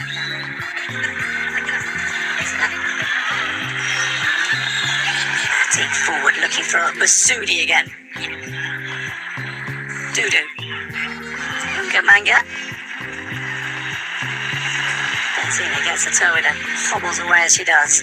Attack now looking for Masudi. Important intervention again at the back. Looking for Aital Hard. And there's another Cameroonian player down in the penalty area. Looks to be in a bit of discomfort as well. You don't want to see that. I think that's a Nyaju.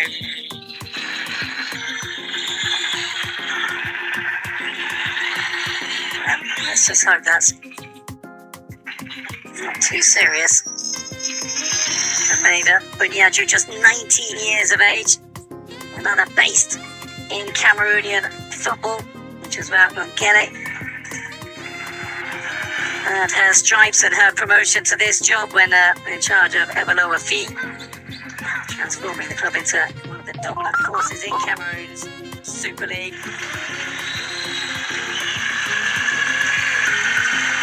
She's going to be stretched off here, Bunyaju.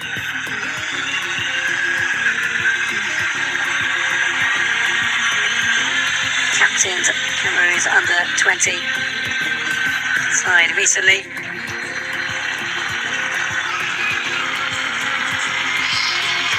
Shielding losses. She goes off and possibly for the remainder of the game. We shall see. Midway through this first period of extra time. Malawi await in the final on Sunday.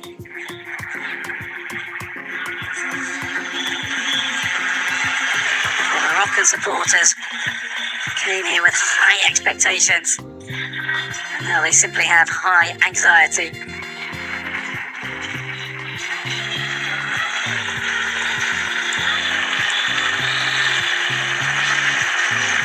Even the drummers a little muted for now.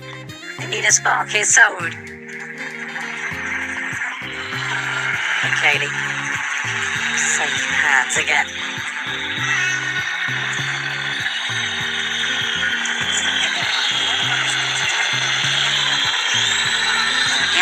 Is back up on her feet and looks as though she'll be surely coming on, just having a swig of water as Manga tries to get on the ball from the van. And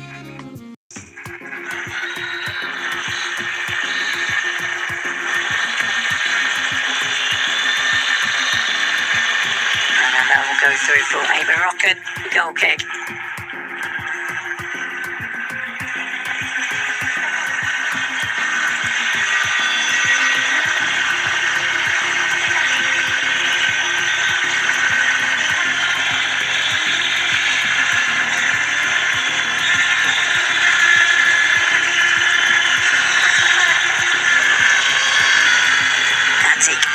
Masudi on the run. Oh, nicely controlled, but got credit. And they've got a body in the way between ball and player. And drew the free kick as well. It has not been Masudi's night. Heading against the post early on, picking up a yellow, then ruled her out of the final. I don't know when I did going to give this a red card. This is the third time. Cannot resist the temptation just to start to pull back opposite number. Kit up to Ungamanga, who's in a bit of space. Ungamanga couldn't get the first touch right. Hey. Oh, she was looking to take it down and swivel. Look at this. It wasn't the worst first touch in the world at all. With Atik, not for the first time, read it very, very well. Saoud. That's not right at all.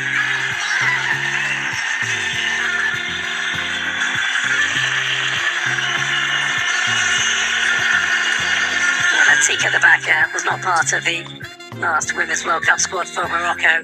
Here she is heading away, and the age of 28. She's really only recently come into the side of the last couple of tournaments. Others were preferred in that central defensive area. Nazreen El Chad, who really impressed for Morocco 4 years ago, and then was ruled out of the last tournament through injury. And at the last tournament, it was Aziza Rabat, another centre-back who's here as part of the squad, but 40 years of age now. So last year at 39, she was preferred to this lady on the ball, wearing number 16. I was hugely impressed by El Chad a few years ago and thought she might force her way back into the side, but the woman on the ball now is preventing her from doing so, and understandably so. Gazraoui in behind. She needs someone in the middle. And Tagnell was just strolling and ambling her way forward. Gazraoui wins the corner. She knows what it is to, or feels like to score in the semi-final, having done so against Ghana.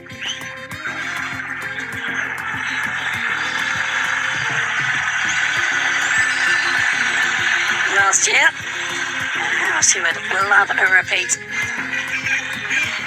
Broke the deadlock against South Africa, Gazraoui. Yet to have a sighter in this game so far. Tagnell taking the corner, playing it back into Ait El Haj. That is a poor delivery from Ait El Haj, or we've come to expect far better from her. Benzina taking one for the team, and I wonder if she's going to have a word from the referee. Well, she isn't, but Mendua had managed to turn her. She was away. Just imagine. No yellow She card. considered herself slightly lucky not to have been spoken to by the Togolese official, Haila Benzina.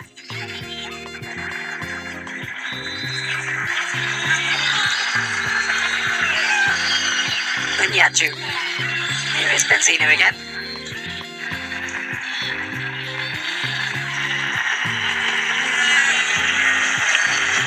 Thierry.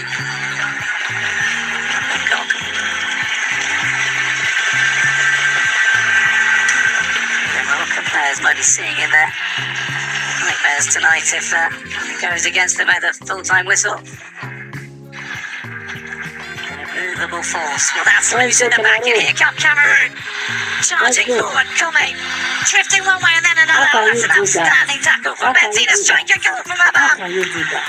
Into a red shirt. Take a shot. You want to dribble the whole world.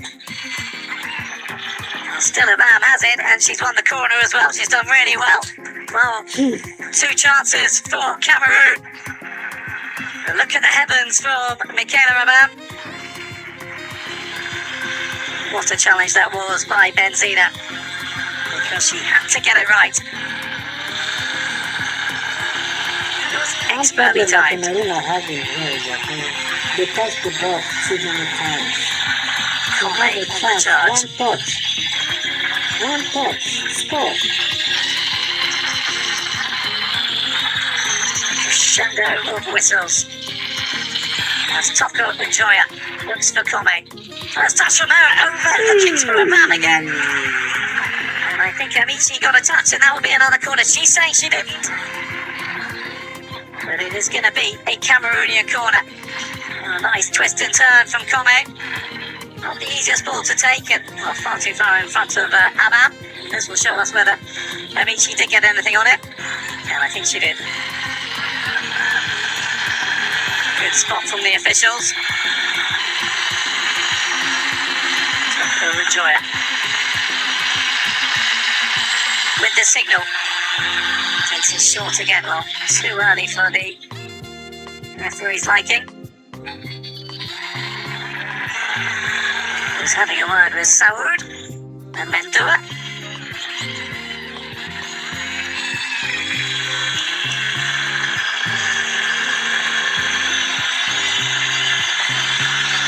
She says she's very much watching them.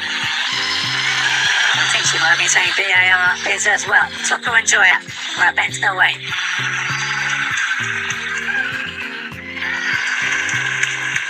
There'll be 2 additional minutes.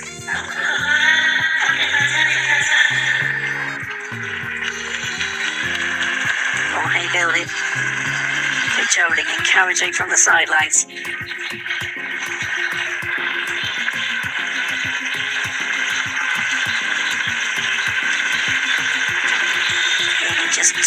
months after that World Cup win with Spain, as Morocco yet again showed their intent to put money where their mouth is.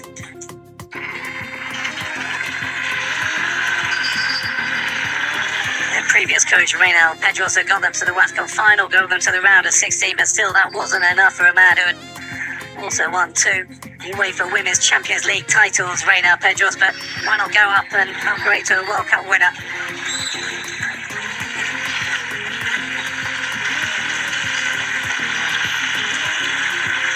Having said he was so impressed by the facilities here, and understandably so.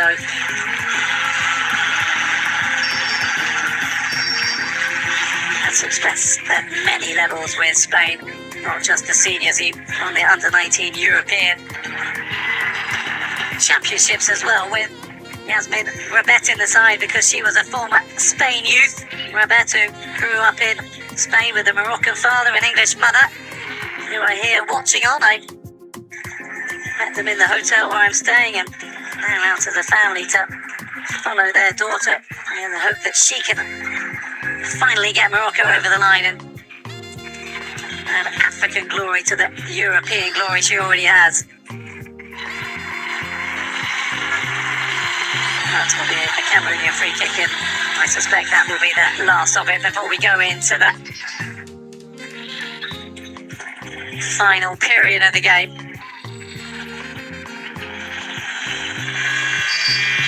No, there won't be much time, there's no time. That is the half-time whistle in extra time.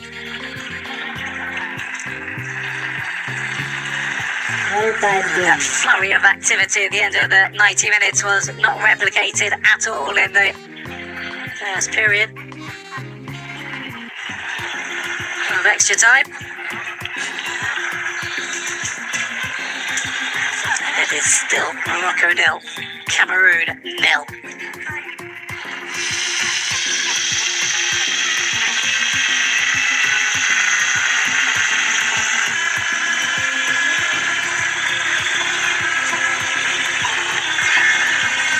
So,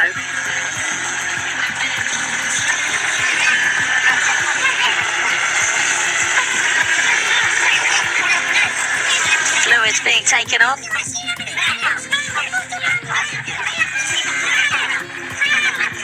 That is Aitel Hart giving the instructions.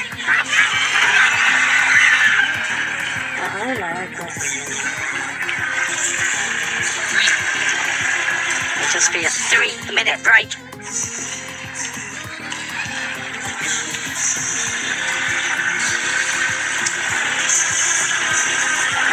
In contrast to the Moroccan players who are on their feet, standing up, a lot of the Cameroonians are down on the floor, getting some treatment on their legs.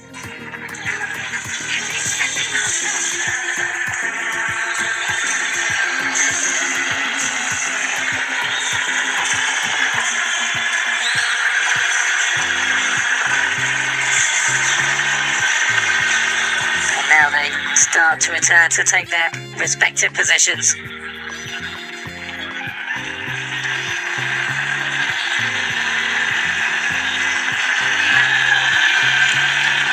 Still nothing at all between Morocco,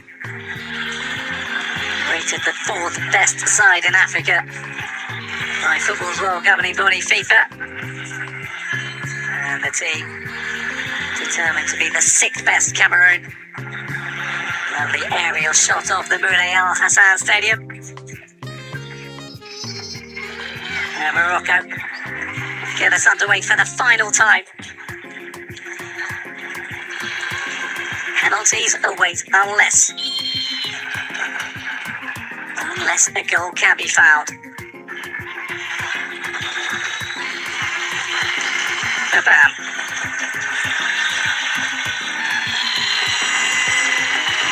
Loose from her, and an apology as well to Kone. Badri finding Kone again.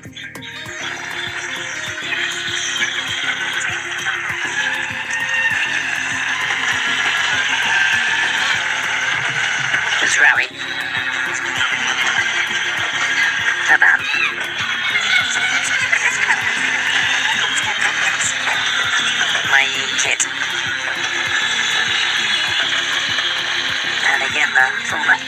a youth international who switched her allegiance to Cameroon 7 years ago. Loose with her pass and Saoud.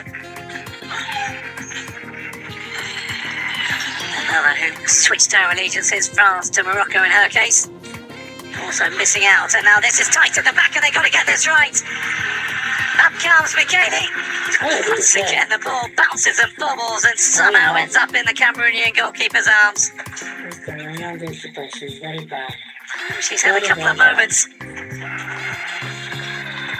22-year-old there. The ball has bounced her way. Both these goalkeepers must be thinking about the spot kicks that are seemingly looming.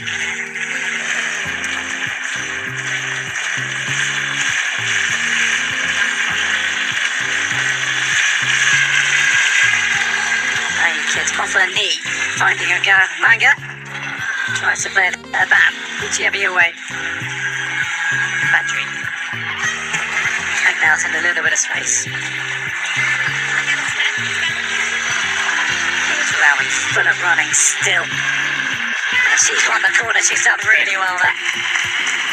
Here's Rowie.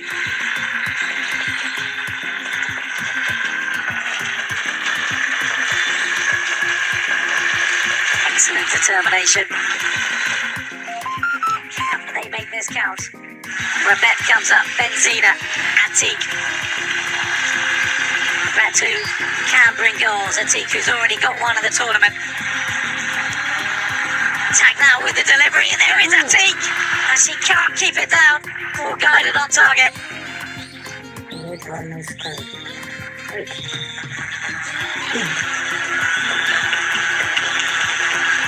Now she got away from Bungamanga.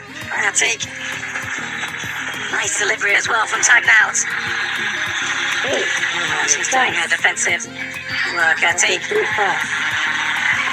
Morocco. The free kick taken by Tagnout, but just about finding Saoud.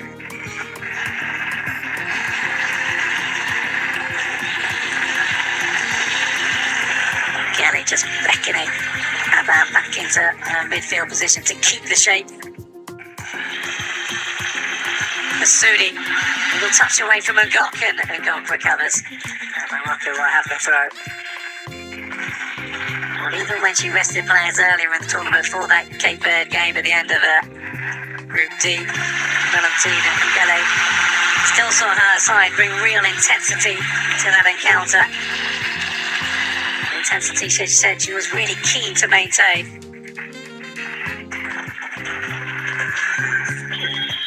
She has channeled that focus into her side here tonight as well. There she is. She'll be an absolute hero if she can get her side through to the final. She's urging them forward now. Habab. The fresh legs of Ujiemi. And they have stopped.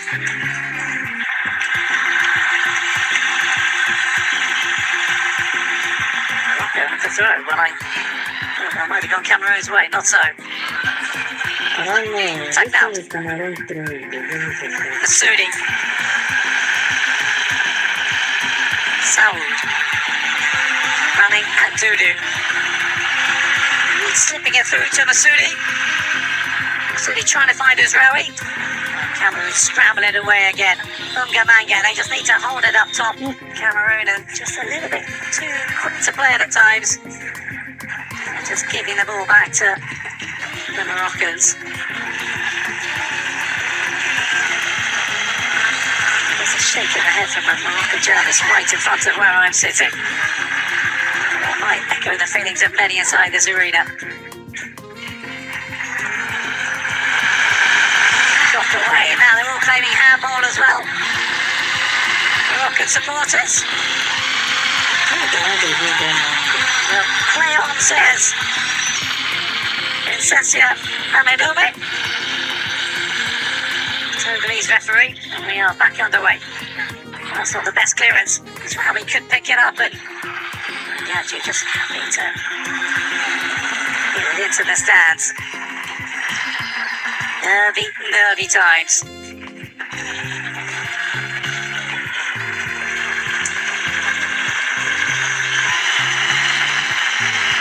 We're thinking one way and then the other. Oh, that's not too far for Samu to pick up. Naito just wants it out as well.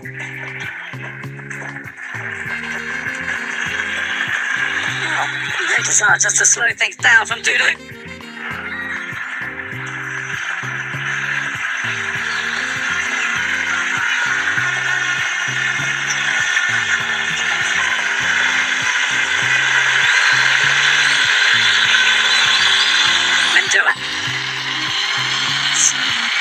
Asking a lot of Ungamanga after nearly 2 hours of play.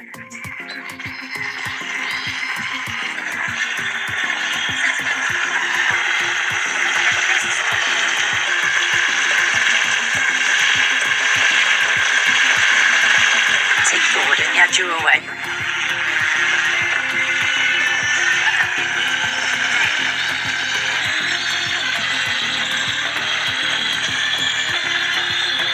Wayward again. Atik reads it again. Are you kid? Straight into touch of Morocco will have the throw.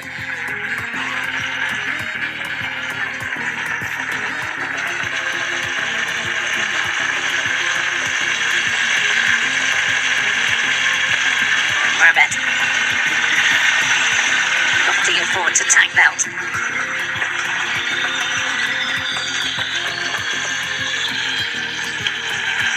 Just dinked into touch. Ryan McCann.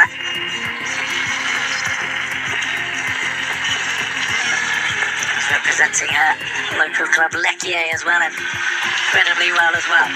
Uzraoui still going. As Uzraoui goes down in the area, hoping of course that a decision will come her way, one that could result in a penalty to Morocco, and they are up in the stands again, arms imploring the referee to check this. And Uzraoui pointing to the player on her face, and there was a flaming arm that came in on her from Unyaju. Why did you do that? I'm sure how much Unyaju knew where Uzraoui was. These people are tried enough. You still messed up this game. Whistles. It's penalty. From There's the nothing stands else. It's that penalty. this will be reviewed. It's penalty. Up to the referee. After being highly Our team disciplined. to do well. Uzraoui's still staying on the floor. After being highly disciplined. Just careless Fans mistake. inside chanting for VAR. VAR. VAR, as you might be able to hear. It's foul. It's penalty. It's growing ever louder. It's penalty. It's penalty. There's nothing you're going to say. Even she's even bleeding. It's a penalty. And a possible penalty is indeed being checked. The super shot. This is not a penalty. It's a penalty. Cameroon just lost it. After a beautiful game, they lost it to careless play. Imploring the Moroccan supporters to keep up the pressure on the officials, and one of his teammates, as you can see, is trying to show that there's an elbow right at the bottom of your screen. He's going to look at the screen. The Togolese official. And this is a major moment with just under 5 minutes left of this semi-final.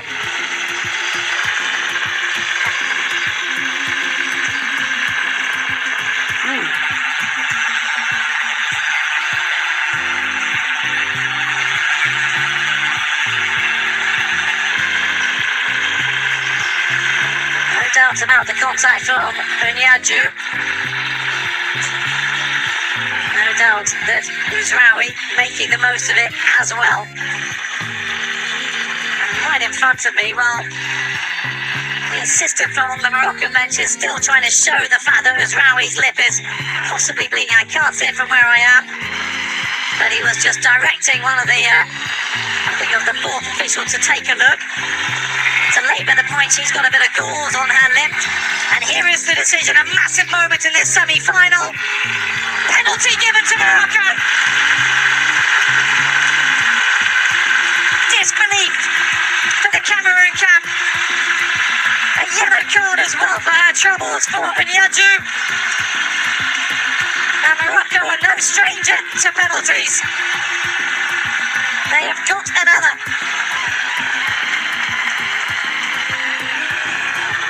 As we all know far too well, they were awarded one very late on in the Men's Africa Cup of Nations final against Senegal, which sparked huge controversy.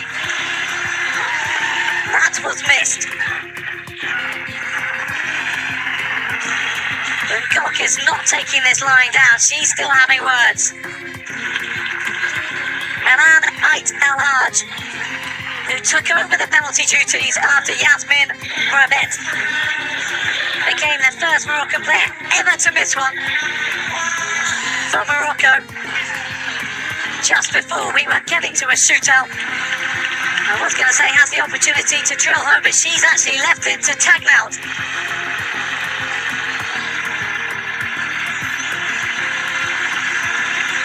They've got penalty takers aplenty on the pitch, and they've handed it to the substitute, looking for her first goal of the competition and the one that will surely send Morocco into Sunday's final of the Women's Africa Cup of Nations. And it's saved by Bikini. That is a problem. In the dying minutes here. Can you imagine? And all around me, people have just got their heads up This girl is in their dangerous. hands because they cannot believe it. She said this. Bikini takes the applause. Can you And the imagine? goalkeeper who fingered off Nigeria has now prevented Morocco as well. While Matsoudi's down in the area. Players held up.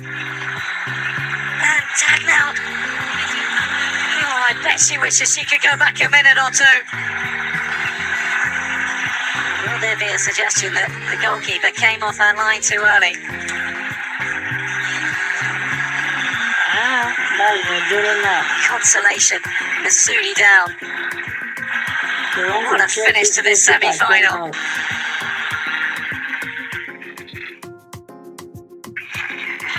And there's a red card being shown to a member of the technical bench for Morocco. Well, it is never ending. They had it in their hands again for Morocco. And they were unable to profit. I'm sure Cameroonian supporters may feel that they got what they deserve, but a penalty was given. Now we tick into the final minute of extra time. And will Morocco get another chance? Swung into the middle by Bujiemi. Away on Gok towards the touchline, and Manga, anywhere will do from her.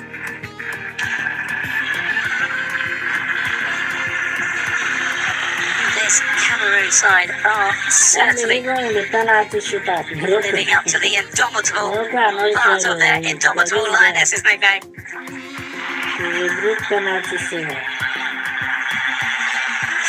They have shown grit, determination.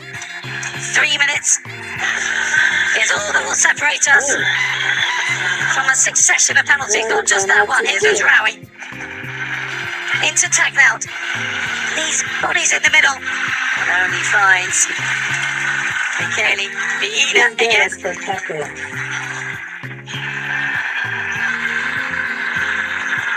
Here it is. Super right-handed save from the young goalkeeper, who is really making a name for herself at this tournament. She used to be a striker, and then she grew so tall as a youngster that her coach said, I think you should go in goal, and within 6 months she was in the national team.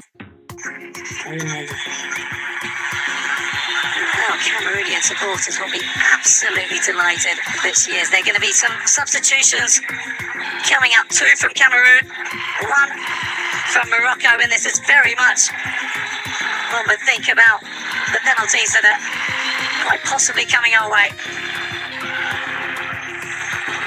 It'll be Kenza Chappelle for Morocco. It will be Bella Rose. Ornella Bellew for Cameroon. So Chappelle is on and Masudi is off. That's the last we'll see of Masudi at this tournament after that second yellow card.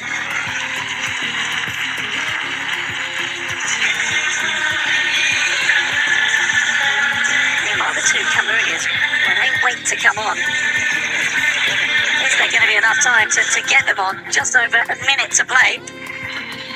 Well, there'll be another break in play. I don't quite understand why they didn't come on then.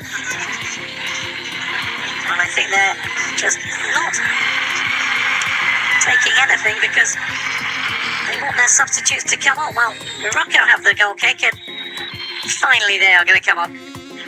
So Bellew is on, who is being replaced.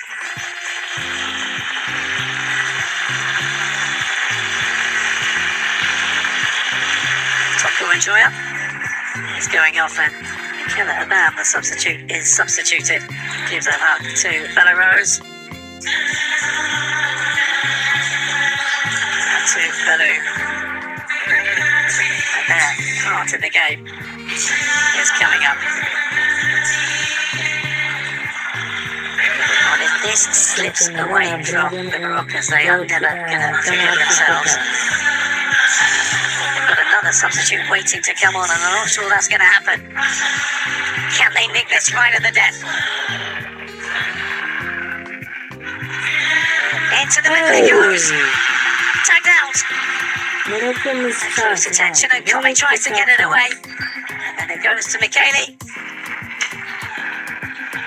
And that is that. 2 hours of football has produced no goals. And a frantic finale at the end of 90 minutes. And then right at the end of extra time as well, when Fatima Tagnout had the opportunity from 12 yards to win this tie and send Morocco through to Sunday's final. And instead, we are now going to see further spot kicks after the game, after extra time ended. Morocco 0, Cameroon 0.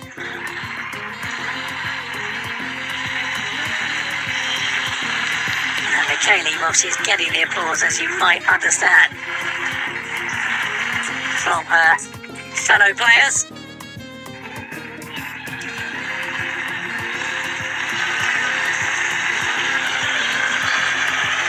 This is about nerves.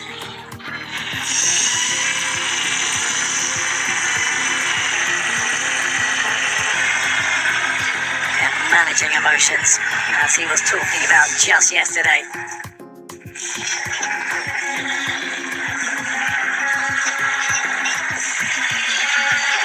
Michi. If there's anything that Morocco have been able She to manage saved a in this penalty. tournament, unlike the previous one, Crucially, on both they've been able to occasions. solidify their defense. And the last not tournament in the concede. shootout against Ghana. Their goalkeeper is not that good, but their defense are actually doing their Comfort, good Yeboah. job in this tournament. And in 2022, she saved a penalty as well to deny Ifeoma Onumonu of Nigeria.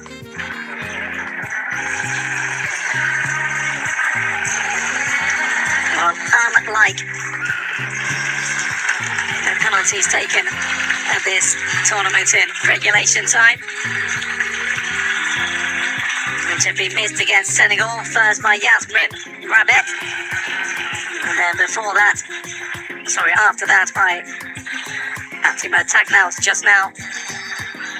Morocco have never missed a spot kick in a penalty shootout. But they may be approaching this one with a whole lot more trepidation, having missed their last two.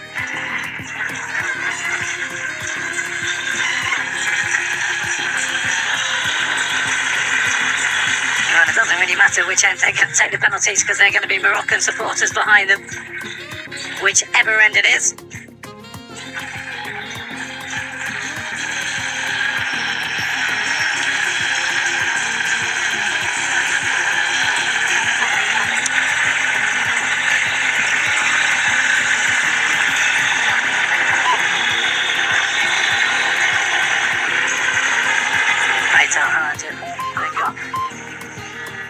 Sensia and Medome.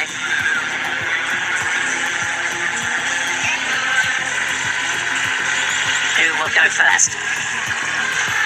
I think, if I understand correctly, that Morocco have won the toss and have elected to go first. We shall see, of course.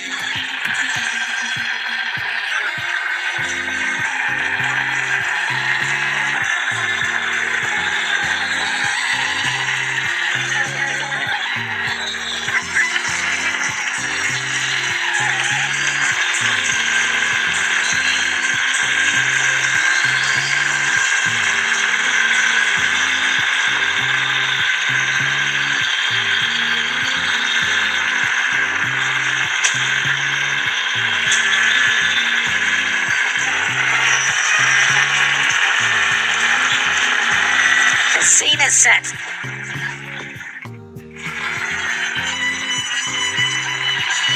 Morocco in penalty shootouts have a 100% record.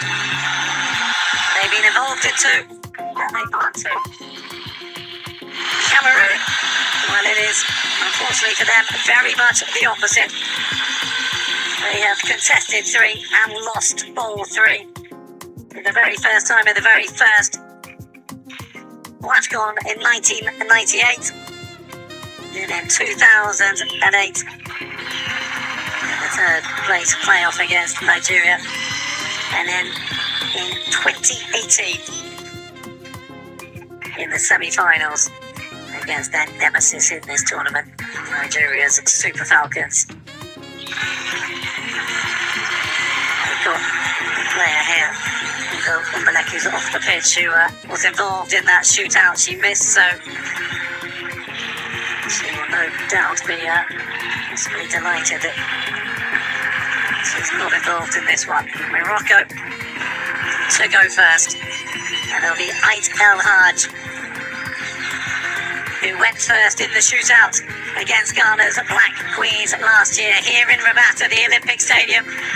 On that occasion, she found the top left-hand corner, and that's where she went in her penalty against South Africa at the weekend. Will she do so again? And so has Michele done her homework. She has been very consistent for Morocco in this tournament. Up she steps, Ait El Haj, and she goes right.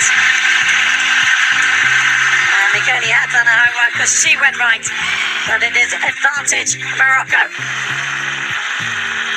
And finally the supporters inside this arena have a goal to celebrate.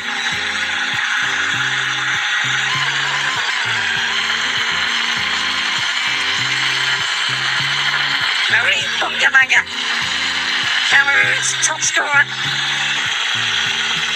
at this tournament with three, two of which have come from the penalty spot. She went left to one of them, and she went right for the other. So it's anyone's guess. Oh, they're Michi's as to what to do now. Bungamanga to level it up for Cameroon. And she makes it look very, very easy.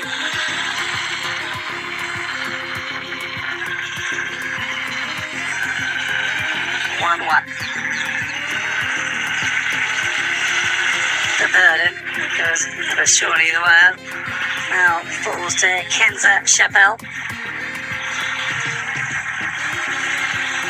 Took a penalty against Ghana in the shootout last year as well.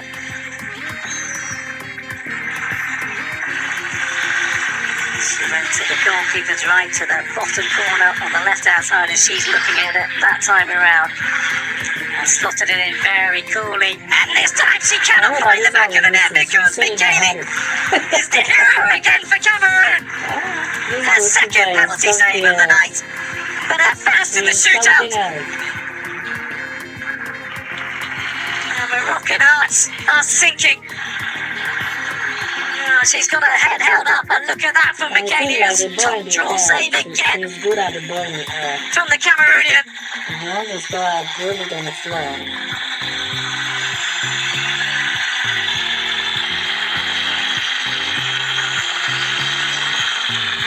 Grace Mendua, 21 years of age.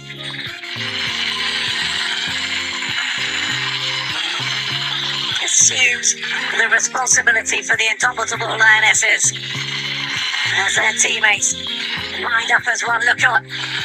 Can she give Cameroon the lead? She can't. Amici dives to her right and stops it, and still there is nothing to separate these two sides.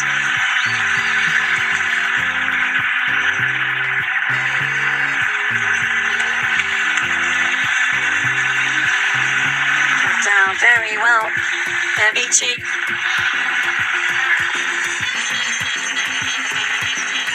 Up steps Marianne Attig. Has had such a good tournament. A kiss for luck.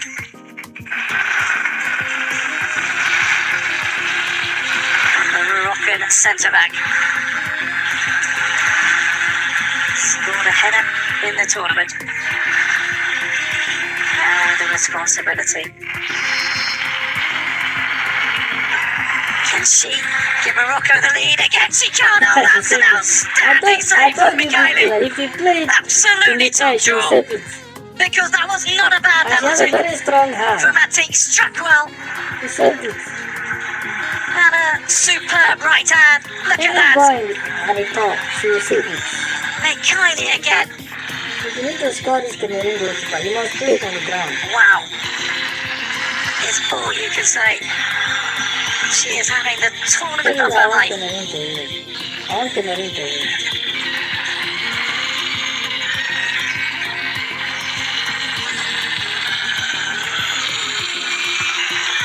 Cameroon have never let, funnily enough, having not scored in a goalless 2 hours of football, and having gone second with their spot kicks. And now Michaela Abab can give them that advantage for the very first time of the night and make a stadium even quieter. And it is 2-1 to Cameroon after 3 penalties apiece.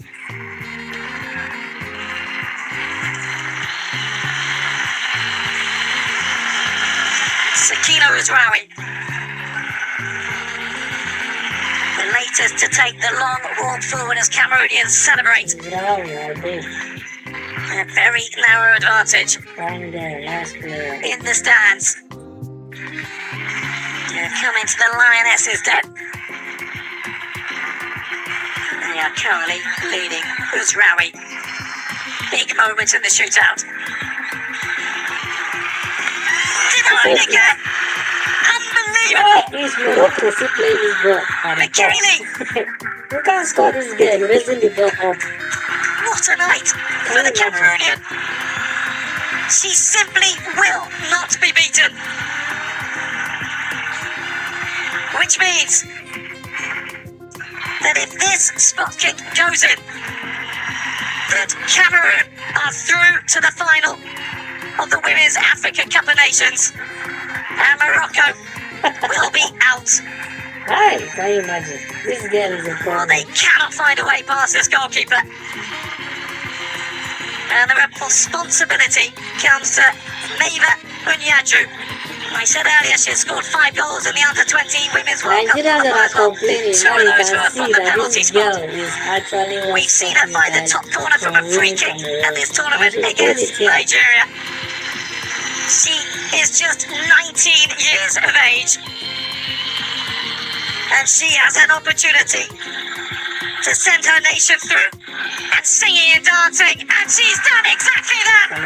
Cameroon have knocked out host nation Morocco and are through to the final of the 2026 Women's African Cup of Nations, where they will face Malawi. And they have done it the hard way. And there can be no doubt about the hero, Mikaeli Biina, with a remarkable 4 penalty saves out of 5, one of which was in regulation time right at the end of extra time, and 3 of which came in the shootout. And all around, a stadium is emptying at pace, and Morocco's quest to win this tournament just goes on and in vain. Mikaeli is the toast of Cameroon. Indomitable by name, indomitable by nature. What a performance the Cameroon's goalkeeper has put in. Jorge Vilda, well, he cannot believe it. All his work has come to naught. And she is the absolute heroine of her nation. And that's the look that many around me have. What a night. What an evening. Morocco, well, they go into the third place playoff against Algeria on Saturday, where they did not want to be. Cameroon will meet Malawi.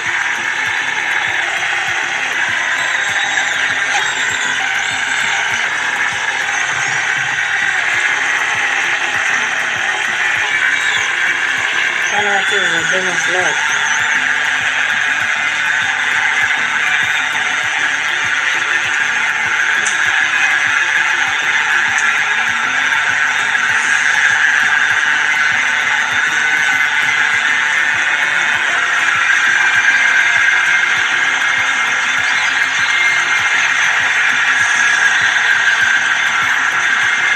Shows that Morocco always has problems playing against West African teams. Nigeria won them the last time, the tournament. Even in this tournament, they struggled to draw with Senegal. Senegal was not too good in the tournament. They drew with Senegal. Now look at them. We're known for our sense of service. Yeah. It's all about finding ways. Alright guys, that's the end of the game. Please like, subscribe.